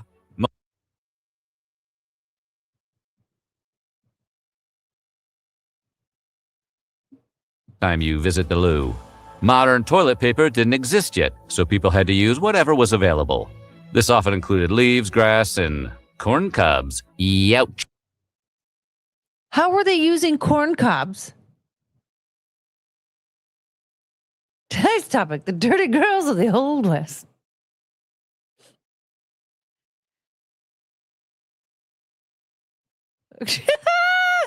Jimmy craps corn and I don't care. How were you using corn cobs? I find it strange that there was a point in time that like toilet paper wasn't a thing and people were using weird stuff like leaves. That's a real painful clean. Corn cobs? While not all beds in the American West were made from hay and straw, most were. This being the case, the bedding material wasn't changed often, which typically led to infestations by lice and other things you probably wouldn't want to share your bed with. Known as seam squirrels, such infestations made sleeping less than hygienic. And if that isn't bad enough, flies commonly found their way into foodstuffs and human waste, and poorly insulated buildings were usually swimming in mosquitoes. Screens on windows were rare, so bugs could follow people from their homes to the outhouses and back, carrying with them particles of anything they'd pick up along the way. Surviving in the Wild West meant having a supply of clean water, and it wasn't always easy. Homesteaders would often build outhouses that would leak into the ground and contaminate the water for those who lived downstream from them, something that wasn't always known by the people who used the water. Rain would often be collected in cisterns, but that had its own issues.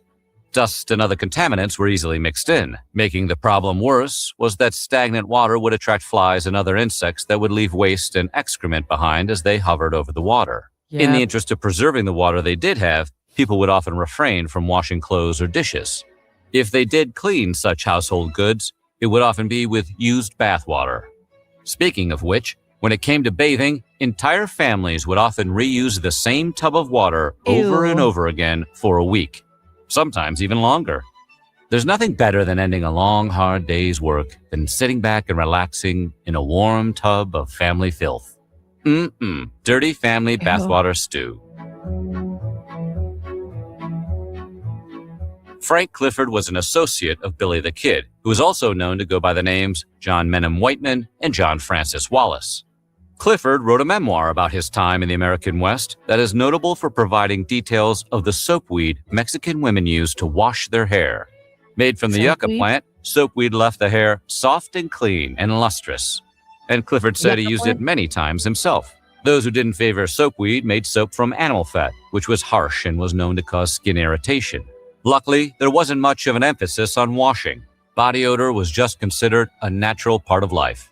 In fact, it was widely believed that too much cleanliness endangered one's health by opening the pores to germs and diseases, so people had little motivation to bathe.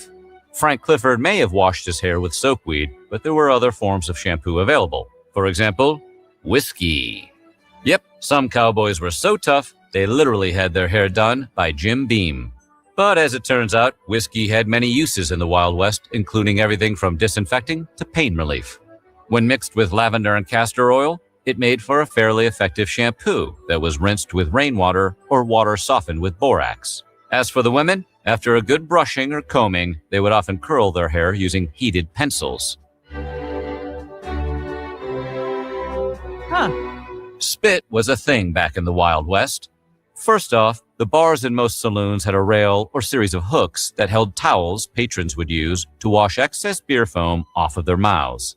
Hygiene not being much of a priority, the towels weren't washed between uses by different people, so they passed saliva from one patron to the next and aided in the spread of germs and diseases. Thank you, Russell. Russell's such a Debbie Downer. Thank you for the grocery money. Where are we at now? I lost track. 32, 3, 4, 5. We're at $35 for the evening, you guys.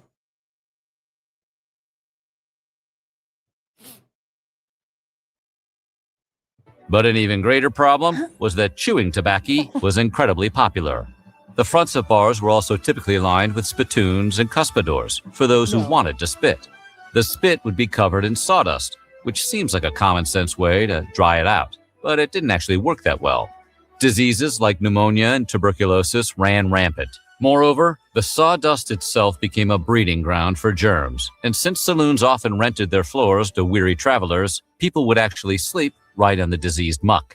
Things got so bad, some municipalities were moved to try and curb the excessive spitting or outright ban the practice. Spitting on train platforms and in train stations was made illegal and was punishable by a $500 fine, a year in prison, or maybe even both. Did you hear Chonka's beep? She went, "Hur." Yeah, that's cute. Hey, bless you. Cricket's dancing right now because she thinks it's dinner time. No. Oh my God. Okay. No. It's not time. It's not time. You need to lay down. We can go in a minute. Being a cowboy in the Wild West usually meant spending long days out on the range without bathing. For most cowboys, soldiers, and other men, their lack of cleanliness would only be interrupted by the occasional dip in a local river or stream.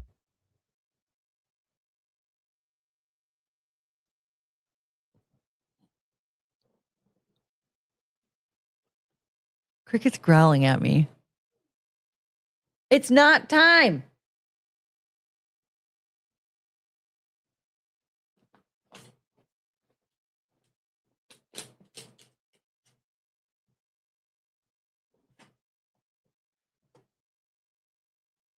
No, it's not time.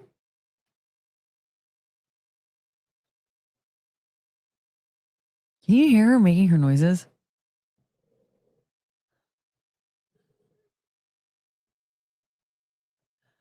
It's not time.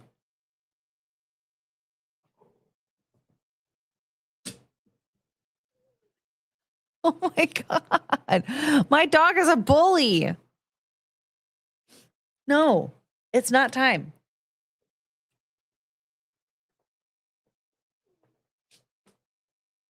Can you hear her tearing up the chair? Hi.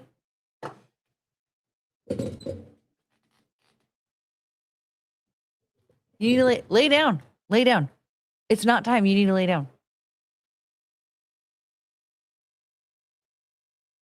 Should I just go feed them? She's acting incredibly. She's stomping. She was up on her hind legs and she was like, whap, whap, whap, whap, whap, whap, whap, whap, whap, beating up the chair. And then she was going, how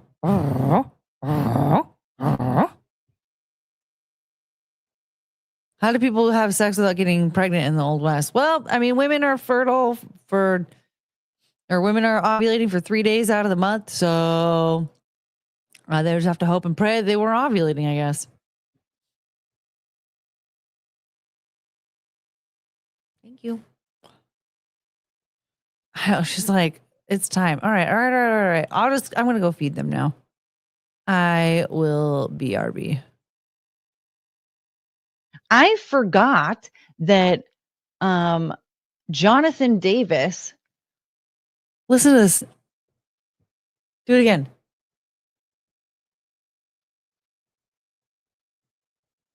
She immediately started doing it as soon as I hit play on the thing. All right. Are you hungry? Do you want dinner?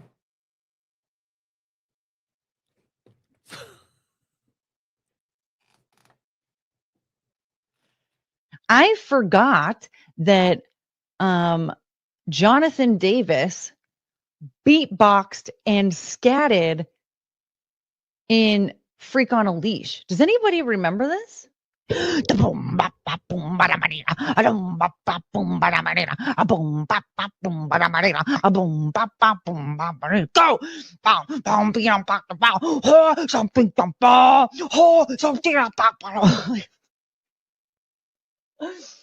That guy became a millionaire from that, by the way. Here I am doing that for free, and homie was getting millions of dollars to do that on stage every night.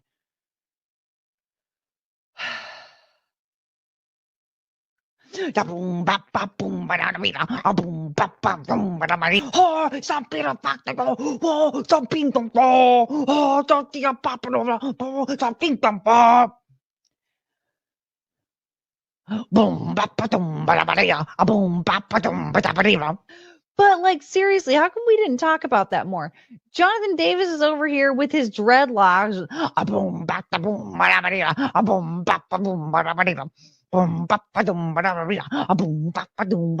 Go!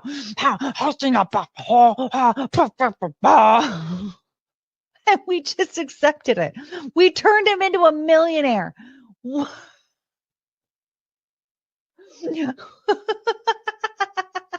What? We did that. We were like, this is perfect. Thank you, Jonathan Davis. I mean, for crying out loud, nowadays he would have been protested and harassed, I think, for the cultural appropriation. Corn Prodigy mashup, please. Go!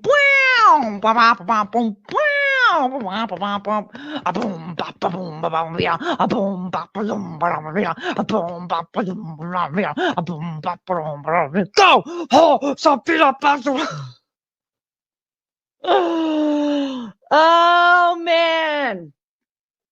Subscribe for more of that. Yeah. I forgot that Jonathan Davis beatboxed and scatted in Freak on a Leash. Does anybody remember this? Go!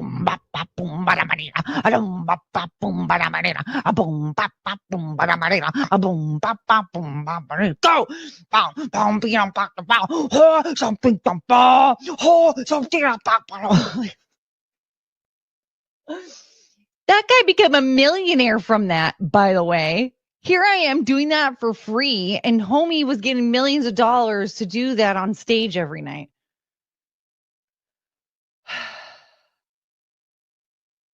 Da boom, ba, ba, boom, ba, da, da, da, a boom, ba, ba, boom, ba, da, ba, da. Oh, something a practical. Oh, something to go. Oh, something a popular. Oh, something to go. Boom, ba, ba, boom, ba, da, ba, da, a boom, ba, ba, boom, ba, da, ba, da. But like seriously, how come we didn't talk about that more? Jonathan Davis is over here with his dreadlocks. A boom, ba, da, boom, ba, da, ba, da. A boom, ba, ba, boom, ba, da, ba, da.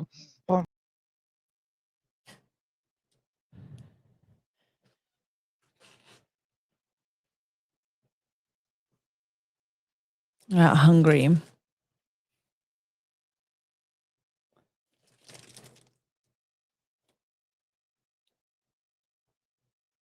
I'm hungry. I don't have like any, I have food. I have some food. I need to like cook it.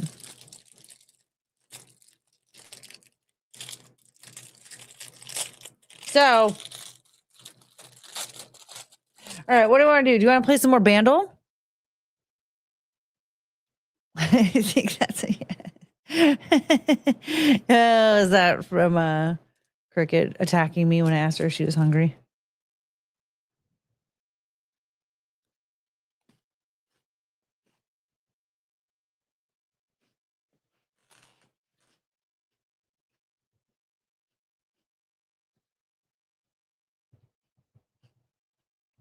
Let's play a little Bandle.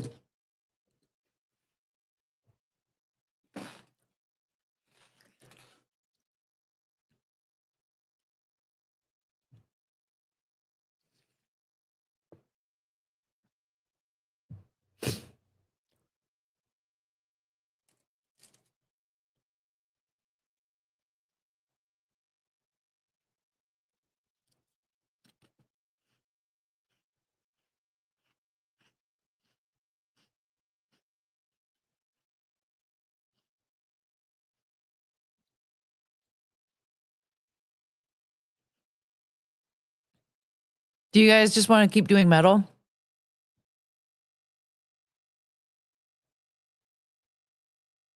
I feel like everybody left.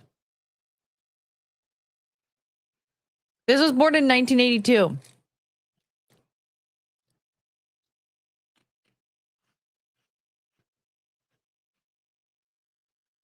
It's metal, hard rock, and it's very hard.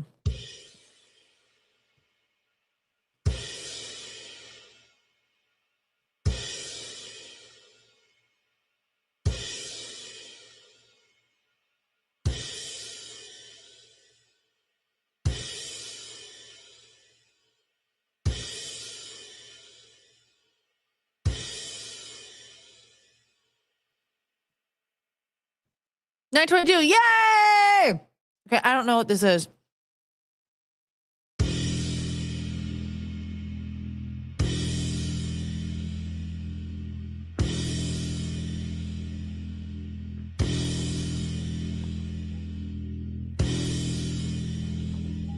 Frank says it's War Pigs. I feel like we've had this one before, though.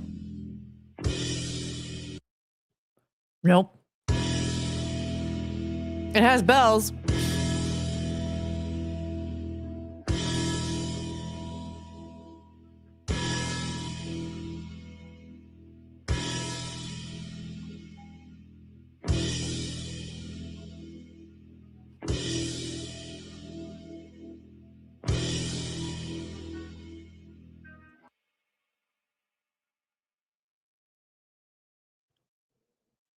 Metallica what?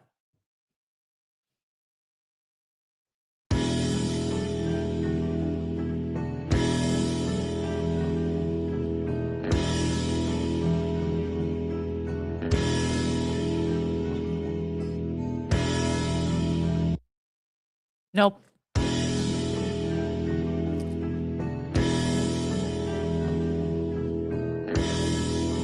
Where's Healer?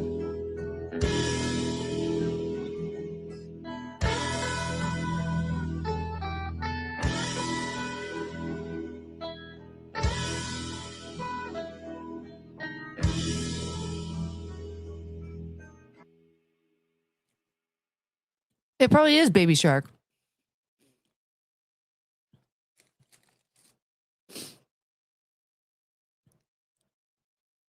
Okay, we're getting a clue. Sanctified by thy title.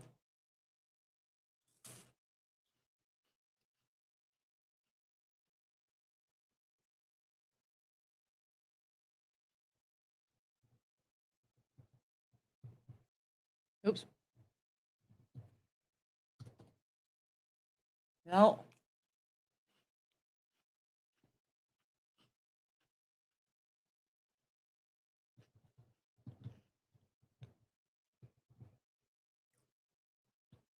Oh, hallowed be thy name.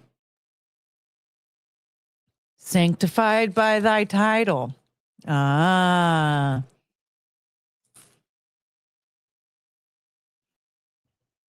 Baby beluga. I feel like we don't want to play this game anymore. Where were you, healer?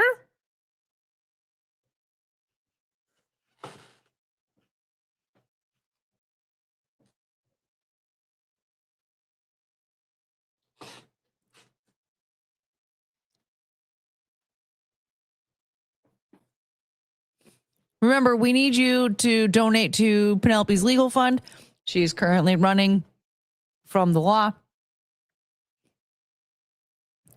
Look at her acting like she has no idea what I'm talking about. Hello. I love you. I love you. Oh, I love you so much. Oh.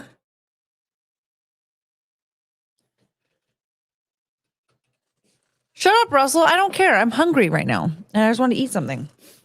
Not worried about is it good. I just want to be not hungry.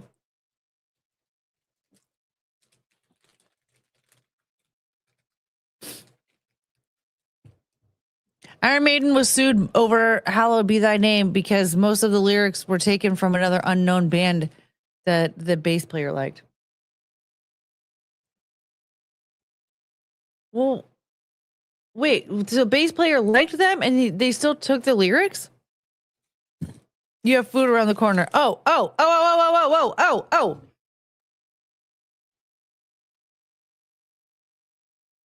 Oh my God. Oh. We have chicken wings on the way.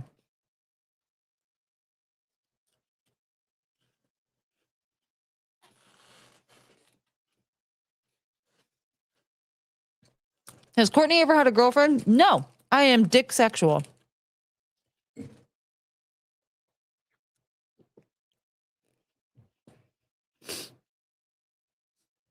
He claimed those lyrics were supposed to be placeholders made and lost. Interesting.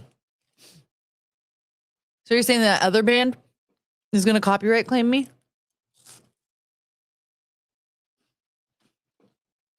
Okay, we can play another song, but I need you guys here. Cis since 2026? Lame. I know I'm cis and straight. I'm like, and I'm white. Fuck me, right?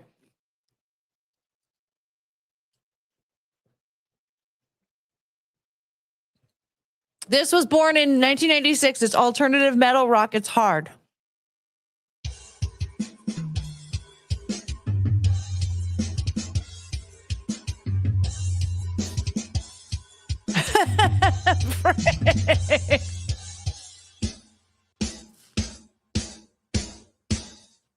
I want to know about your office, Russell. Oh, your office. I mean, your office was still scary, but I think it was the living room I never want to see ever again. What's this song?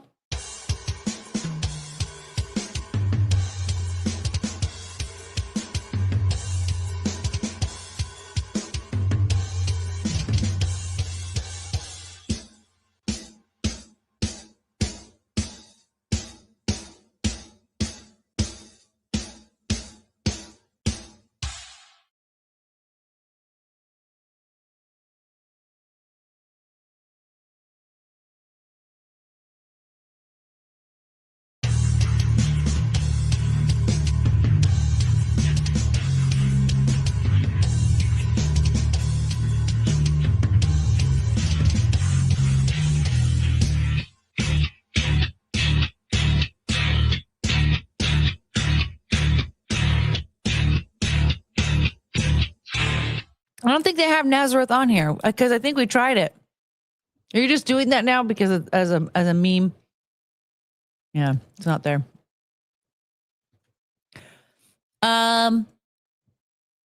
Okay, so you guys are saying it's Tool. What song? Oh. Yay! Type Tool.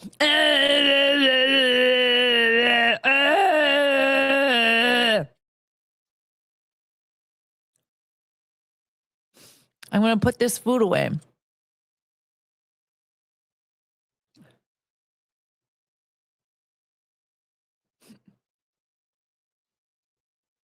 Hi. You're not allowed to kiss my face. I love you. I love you so much. What a cute dog. All right. BRB, I'm going to drop this off. Oh my God.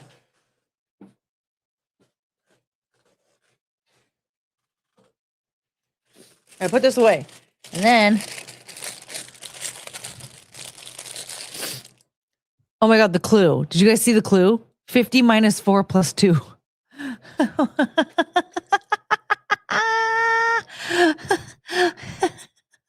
Okay, I'll be right back.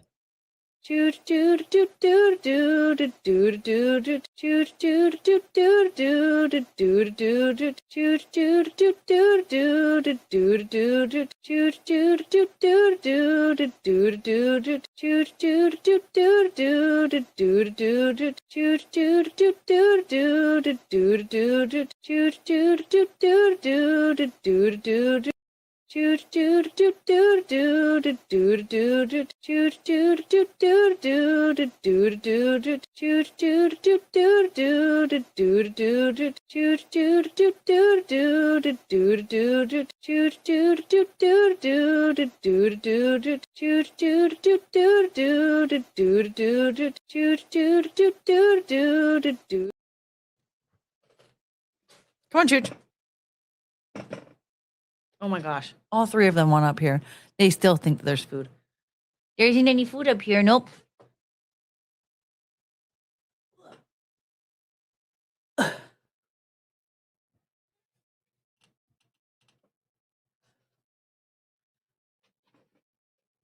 All right, here we go. You can't all three fit up here. All right, what's the next one?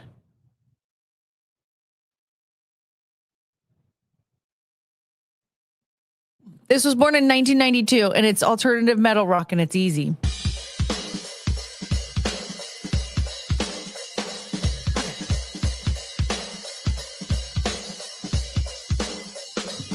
Oh my God.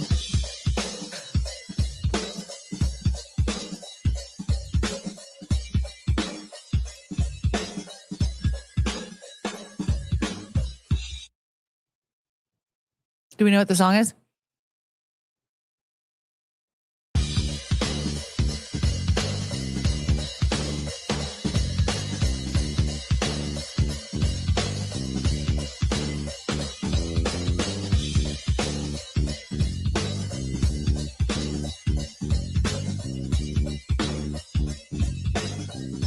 Is it Rage? Okay, I was thinking it was Rage. But now they do what they told you. But now they do what they told you. Right? Wait, which one is it? It's Bulls on the Parade, right? Nope. Ah, crap. They all sound the same. Oops.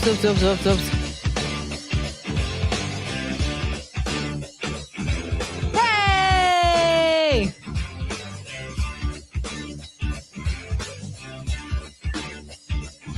Wait, you can hear the song with the drums only with headphone on?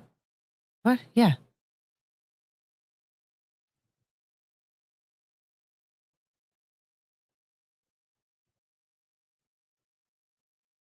I don't know what you're saying, Healer. I'm confused. I'm confusion. Man, they didn't even try with that clue. Murdering in the name. Should we do a bonus hole? Hey, lay down. Lay down. Where's Penelope? Penelope. Oh, hi. I was just wondering where you went. Do you want to come back? All right, you come here. Come on. Come on. I thought this said dolt for a second. I was like, excuse me, I know I'm not very smart, but this is what my feeling. Okay. Okay, she got her princess pillow. All right. Bonus hole. All right. Identify lyrics that follow this line. Shanka, now is not the time. She's plotting her next coup. Dits, not told. Dits. Okay. Some of those that work forces are the same that burn crosses. Yeah. And then, okay, that's them. Who's the front person? Zach De La Rocha. Roca or Rocha? I never know. Everyone pronounced it differently around me. Where was he born? In the USA, right? Okay. Which incident inspired the lyrics for Killing in the Name? It was the Rodney King shit, right? Yeah. Okay. Which other song was released in 1992? Was it I Will Always Love You? Probably. Yay! Okay. Which album was this song released for the first? It was Evil Empire. Oops. Shit. Wait. Hey! No.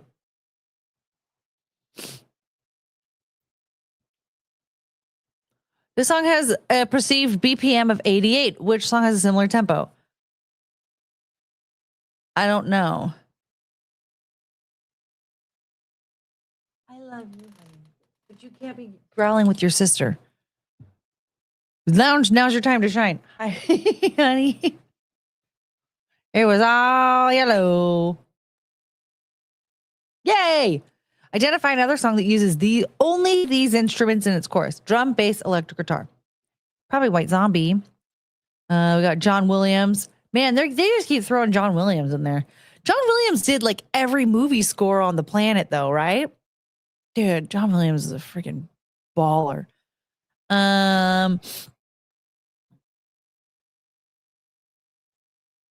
Under the Sea. Doo.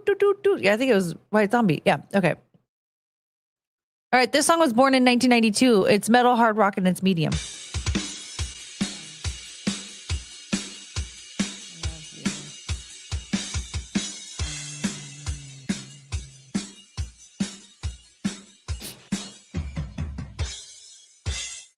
Oh, thank you, John Z. Bay. Was that directed at me? I'm just assuming. Now I feel kind of dumb. That could have been to somebody else. Whoops.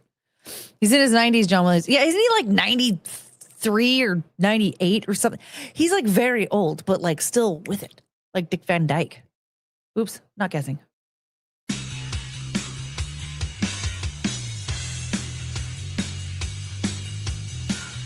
Is this Skid Row? Standing too close. No, it's not. What the fuck with you? You ain't my old lady and you ain't a tattoo. No need to winter. Did you? About it. Wait.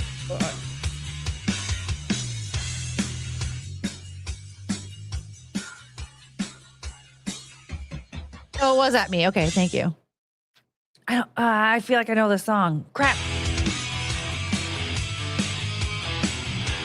Just like a Pied Piper. Is that Megadeth? Right? Is that Megadeth? Yeah, that I think. Oh, oops. Okay, so it was Megadeth. Oops. Yay! Hi, Penelope. You're so pretty. What? Did Healer edge me out? Yes. He beat you. Orchestra of Demolition. You wanted me to play. The fuck is wrong with you?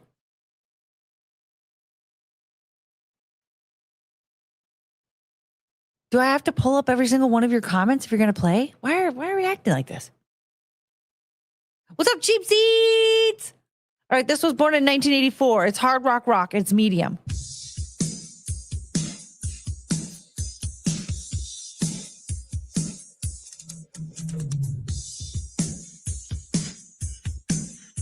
That was the lounge. Okay, I was going to say. Well, I already did say. That was, I know.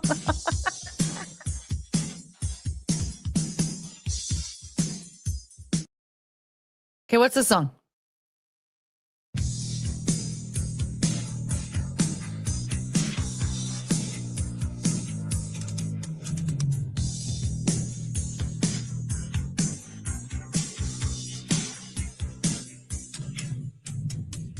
I don't know what the song is.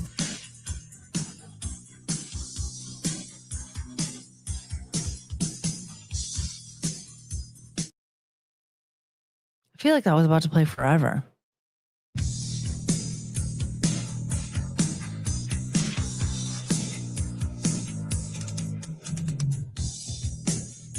It sounds like the bass is talking.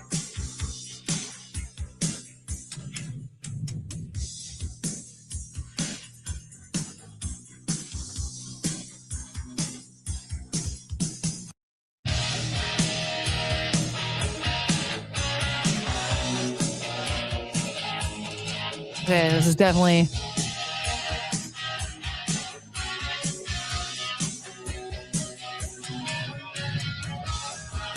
Rat? Round and round. Okay. Yay! Did I beat Healer this time? I think he got you again. Yep. Healer beat you. Rat. And then Garvio said round and round. And then you said rat. And then Frank said rat, round and round. And then Healer said round and round.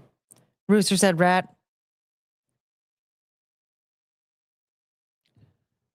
Not Van Halen, Morgan. All right, here we go. This was born in 2001. It's metal rock. It has 1.2 billion views. It's easy. It's Linkin Park. Oh, that's not Linkin Park.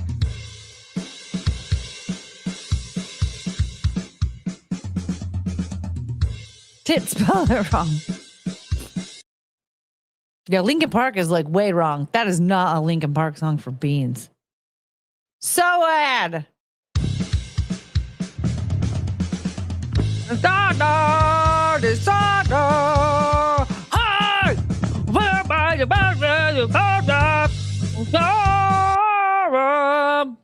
Something like that, right?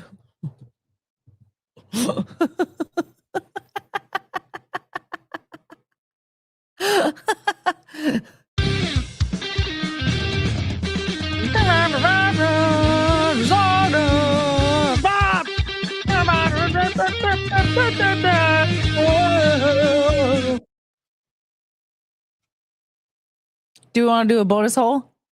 I'm going to fail this bonus hole, but okay. Yeah, I don't know the words to any of their songs. Identify the lyrics. What do you own the world? How do you own the bottle?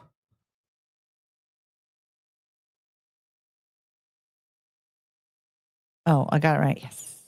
Okay, wait. I think I know. Okay, not them. Nope, that's in part. Who? Oh, okay, yeah. Right. Who's the front person? It's Serge. Yeah. Okay. Where was he born? Okay, it was not. Okay. Yep. Okay. Disorder. Serge from where again? We got it.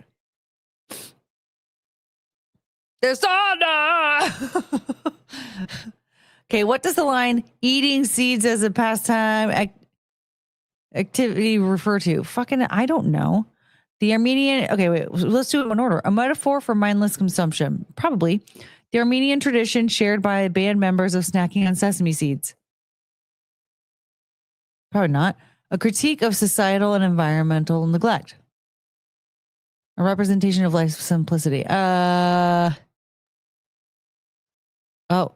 Oh my God. This is the last one that I thought it was. When is this order of wings arriving? Let me see. Hold on. Chungus' snoot is on my phone. Yours, Chungus always like uses my phone as a pillow. It's really cute. Well, sometimes concerning. It says it should be here between 5:27 and 5:42, and it's 5:15 right now. Okay. Eating seeds as a pastime activity, the toxicity in our city. So that your order is 3 hours late. So they just threw in a line about how they would eat sesame seeds together as a band. I hate them. Okay, which other song was released in 2001? Depeche Mode, Enjoy the Silence, Jimmy Eat World the Middle. Oh, Jimmy Eat World the Middle. It just takes some time. Who eats sesame seeds, right? I thought that was like something you put in an oil for an Asian food. In which album was this song released for the first time? I don't know. Oops. This song has a perceived. Okay, Lounge, it's your turn. BPM of 76.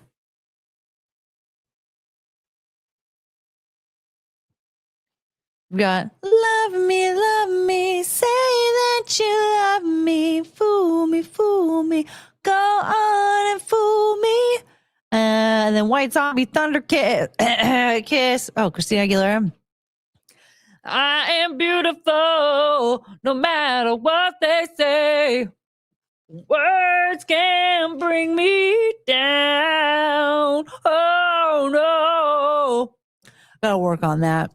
That wasn't very good. Kind of hurt my throat. Identify another song that uses only these instruments in its chorus. Drum, bass, electric guitar. Klaus Badelt. What is that? He's a pirate? Ow. Crazy in Love? Nope. Probably Blur. Woohoo! I thought System of the Down songs were also random beats per minute, but no. I guess not. All right, this was born in 2008. It's metal hard rock and it's easy. Linkin Park.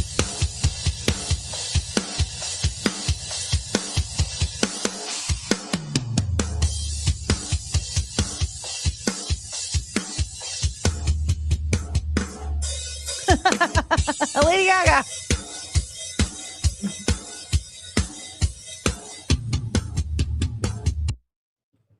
Rah, rah, ah, ah, ma, ma, ma, ma, ma.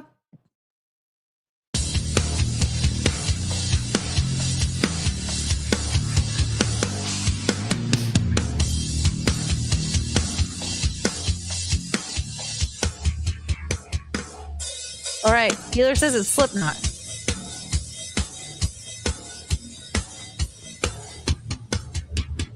Psycho. Yay! Frank got it? Frank said Dolly Parton. Okay. I don't see his other guess, though. Frank's guess disappeared into the abyss.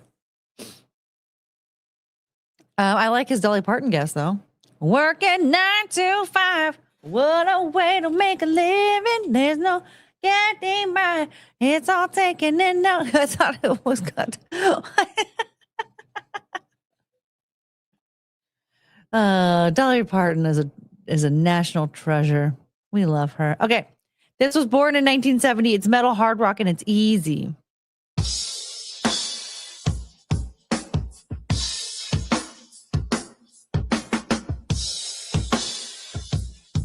The hell is this?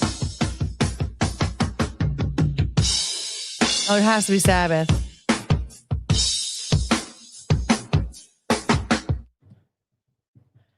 Has to be because they were the only metal band. What song is it, though? Is it Black Sabbath? Okay, no. Iron Man, Wow, wow, wow, wow. Wow, wow, wow, wow, wow, wow, wow. Wow, wow, wow, wow. Wow, wow, wow, wow, wow, wow, wow. Do we want to do a bonus hole? See, Kristen even got the song. I like the lounge type before you hit play. He has his guesses, like I always guess Lady Gaga if it's 2008 pop music and stuff. 1970s metal is always Black Sabbath because there's no other band that did metal in the 70s, according to Lounge Singer. You see?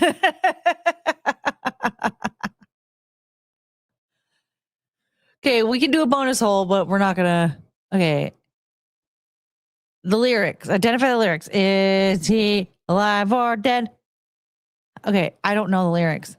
How long will he lie on the bed? Will he rise from the dead? Can he be easily misled? Has he thoughts within his head?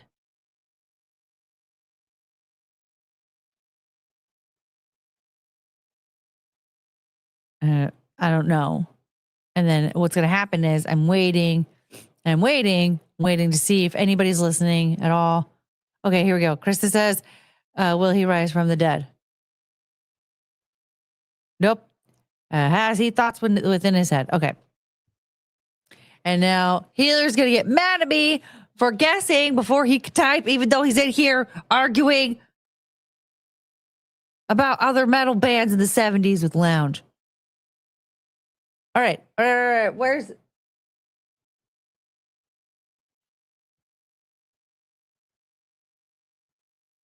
Why do none of these look like Ozzy Osbourne? Why? Hello? I feel like this might be the side of Ozzy Osbourne's head. I'm going with that. Woo! I got it. That looks like his haircut. They cropped him. Yeah, why? But you know what? That looks like his haircut. I feel like that's him right there. Who's the front person? Ozzy Osbourne. He was born in England. Okay, what inspired the title of Iron Man? Tony Stark. Geezer Butler read robots. What? Geezer Butler read about a robot in science fiction novel. I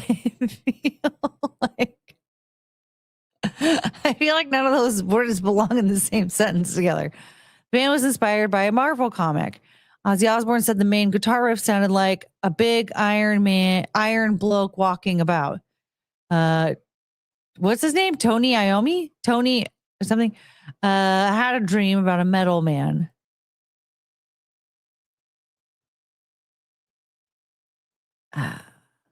Okay, which other song was released in 1970? Probably Elton John, right? Frank Sinatra, Theme from New York, New York. Elton John, Your Song. Michael Jackson, Thriller. Daryl Hall and John Oates. You're making my dreams come true. Ooh, ooh, ooh, ooh. I'm going with Elton John. Yay, I love you, Elton. In which album was this song released for the first time? Sabbath, Bloody Sabbath, Paranoid. I don't know. Black Sabbath, Iron Man. Oh.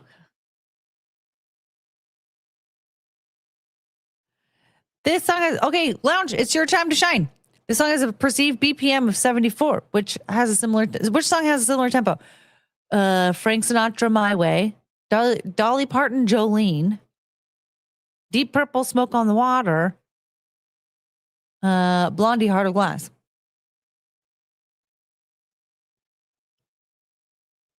Healer says Deep Purple. Nope, Frank Sinatra. I was going to say Dolly Parton. My boo bitches. You guys, oh my God, we're not going to hit Cleve tonight. We have 30 minutes.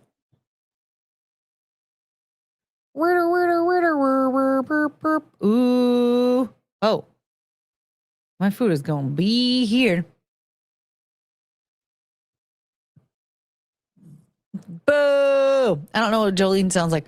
Jolene.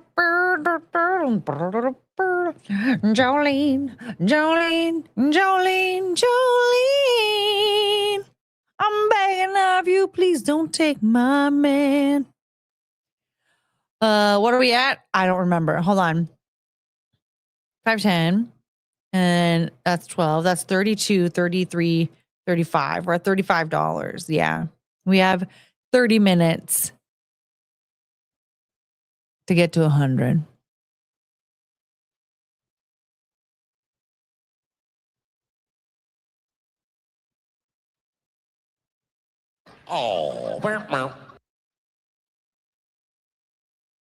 Solid Dolly impression in multiple ways. Thank you.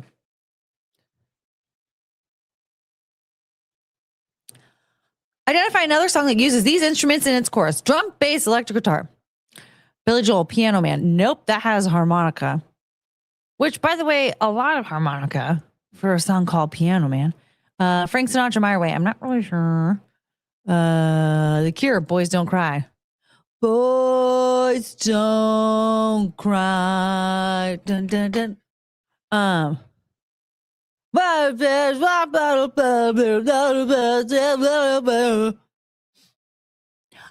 Healer just gifted 25. Healer just gifted 5 memberships. Holy crap.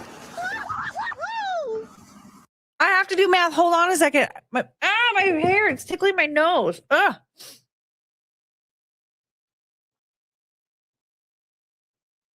Okay, we're at $60. We're $40 away from Cleve. Can we do it? Yes, we can.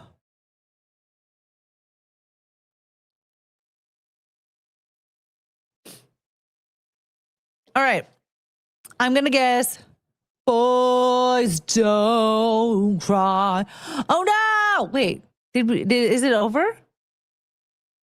It said 8 songs to play. Oh.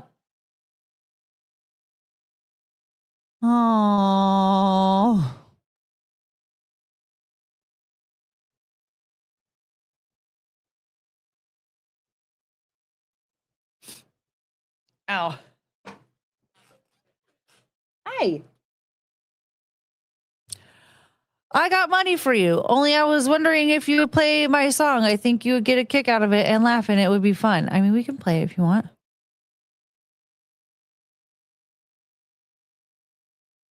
It was on the edge of the screen. What was on the edge of the screen? What?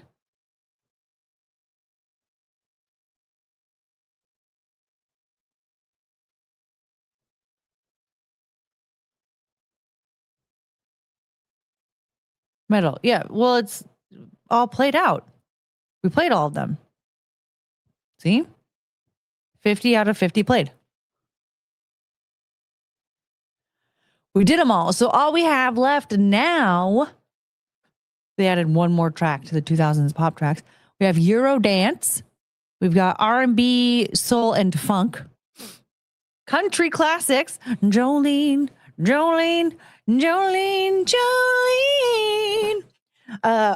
Rap and hip hop and indie gems.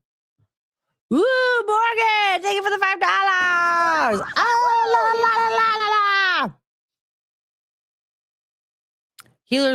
Healer's preparing himself to go back to losing.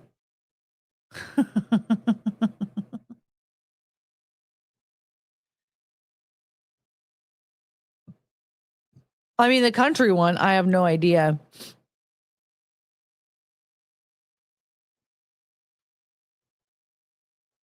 We're gonna everyone is going to be wait.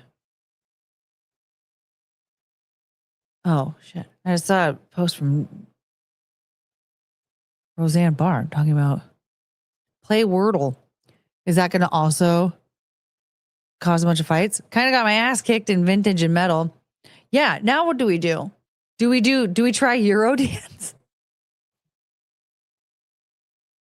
Penelope, what are you doing?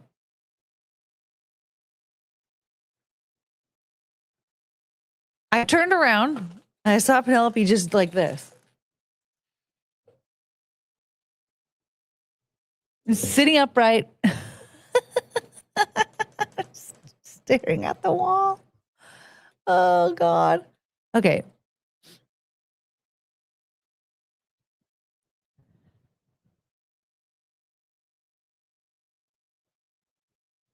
Let's try. We can try indie gems.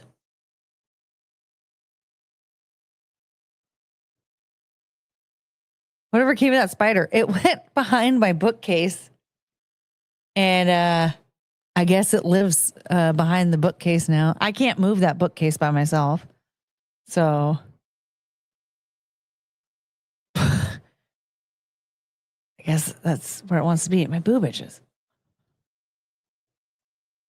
Okay, we can try indie gems for a second, but yes, we played 582 songs.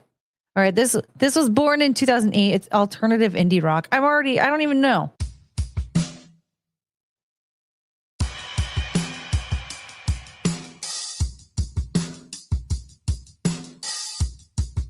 Oh, my food's here.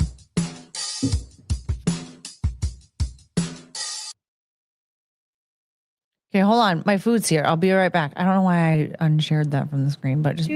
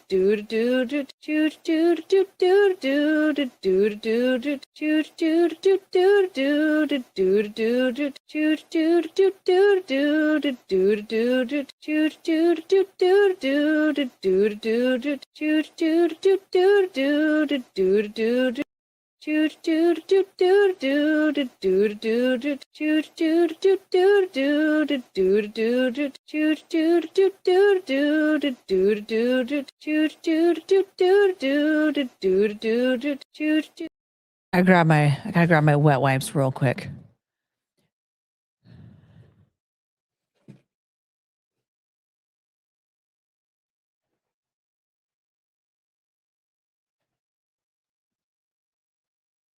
No.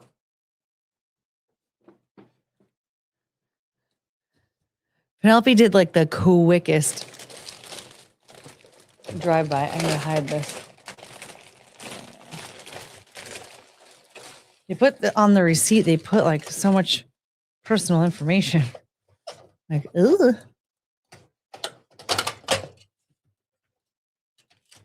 Okay. You want to test multiplayer real quick, see what it is? We can do that. 1 second. Let's finish this song. I don't think we're gonna get it. 2008.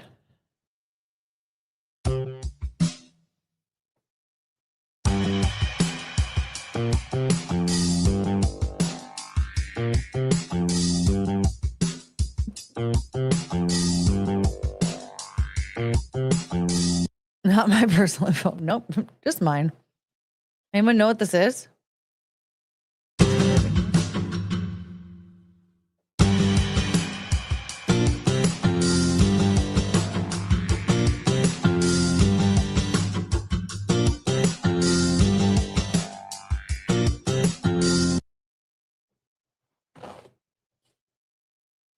If this was on my radio, I'd change it. What was the category again? Yeah, it's indie. Indie gems.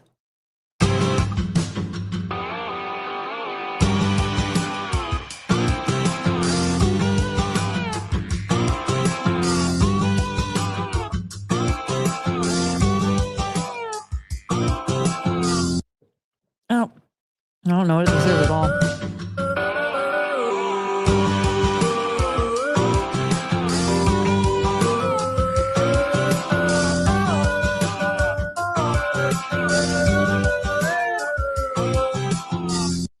Ain't no rest for the wicked.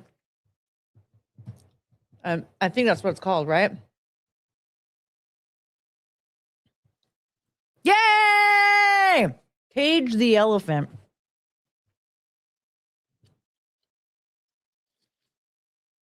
All right, you guys want to try multiplayer? Do we have enough people in the chat that want to try multiplayer?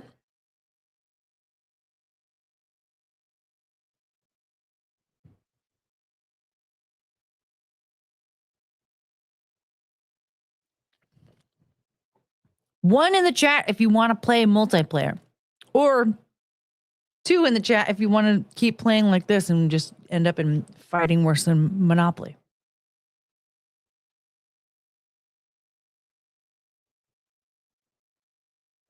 I'm not making an account. Fair. Ah! Thanks.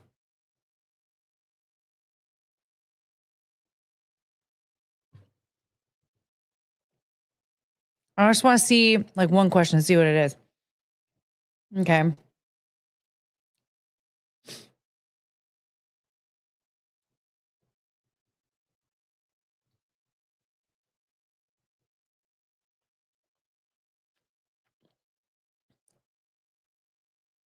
Okay, so here's the code.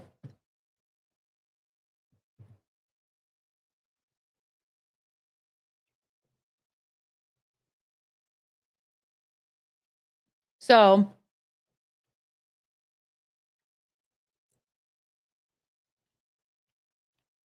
there's an ice cream truck outside. I used to live in an apartment where an ice cream truck would come through,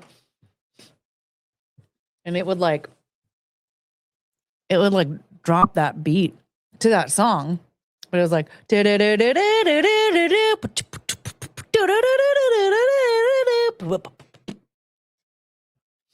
okay. Courtney and Chongus are playing. Oh, she's such a good baby.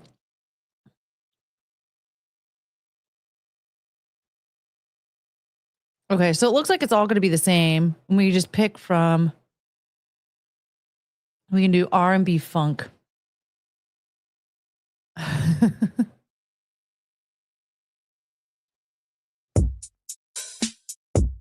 I did it local instead of remote.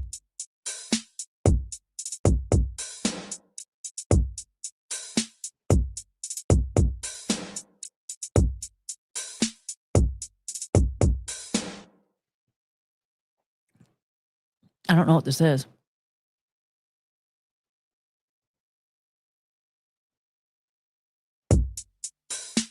%, ready to skip. Okay.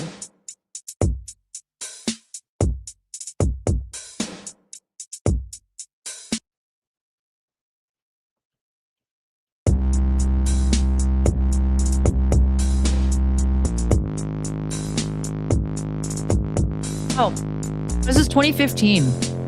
Oh, yeah, we're not going to get it. 2015?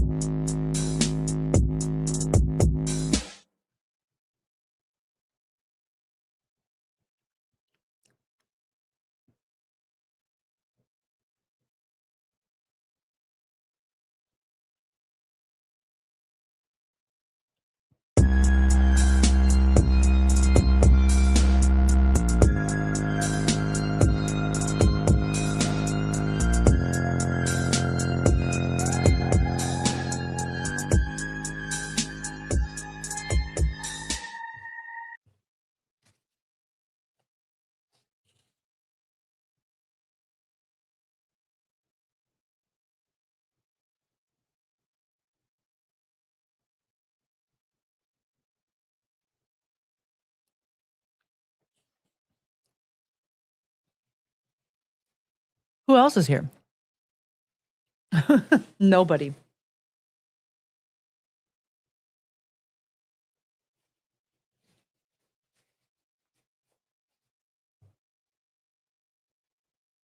We're waiting for nobody to skip.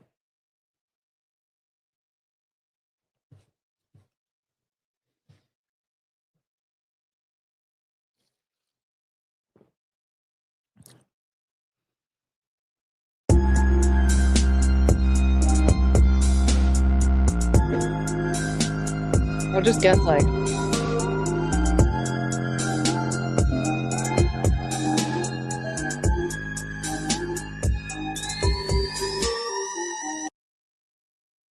Oh.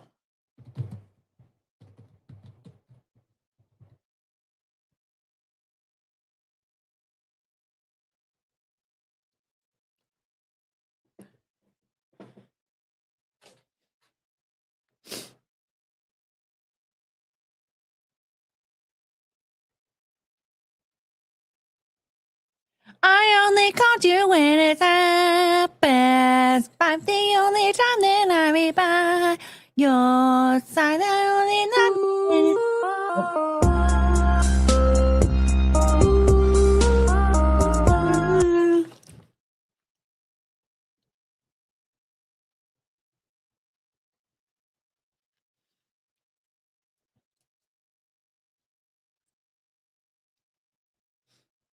Was that right? Fucking hell yeah, it was. I only love you when you touch me. Now feel me when I'm fucked up. That's the real me. When I'm fucked up. That's the real me. Yeah. Do we want a different category?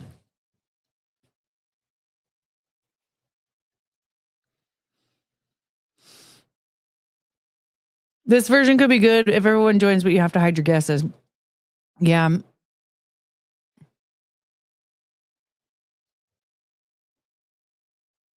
See, I prefer when we all play together as a family.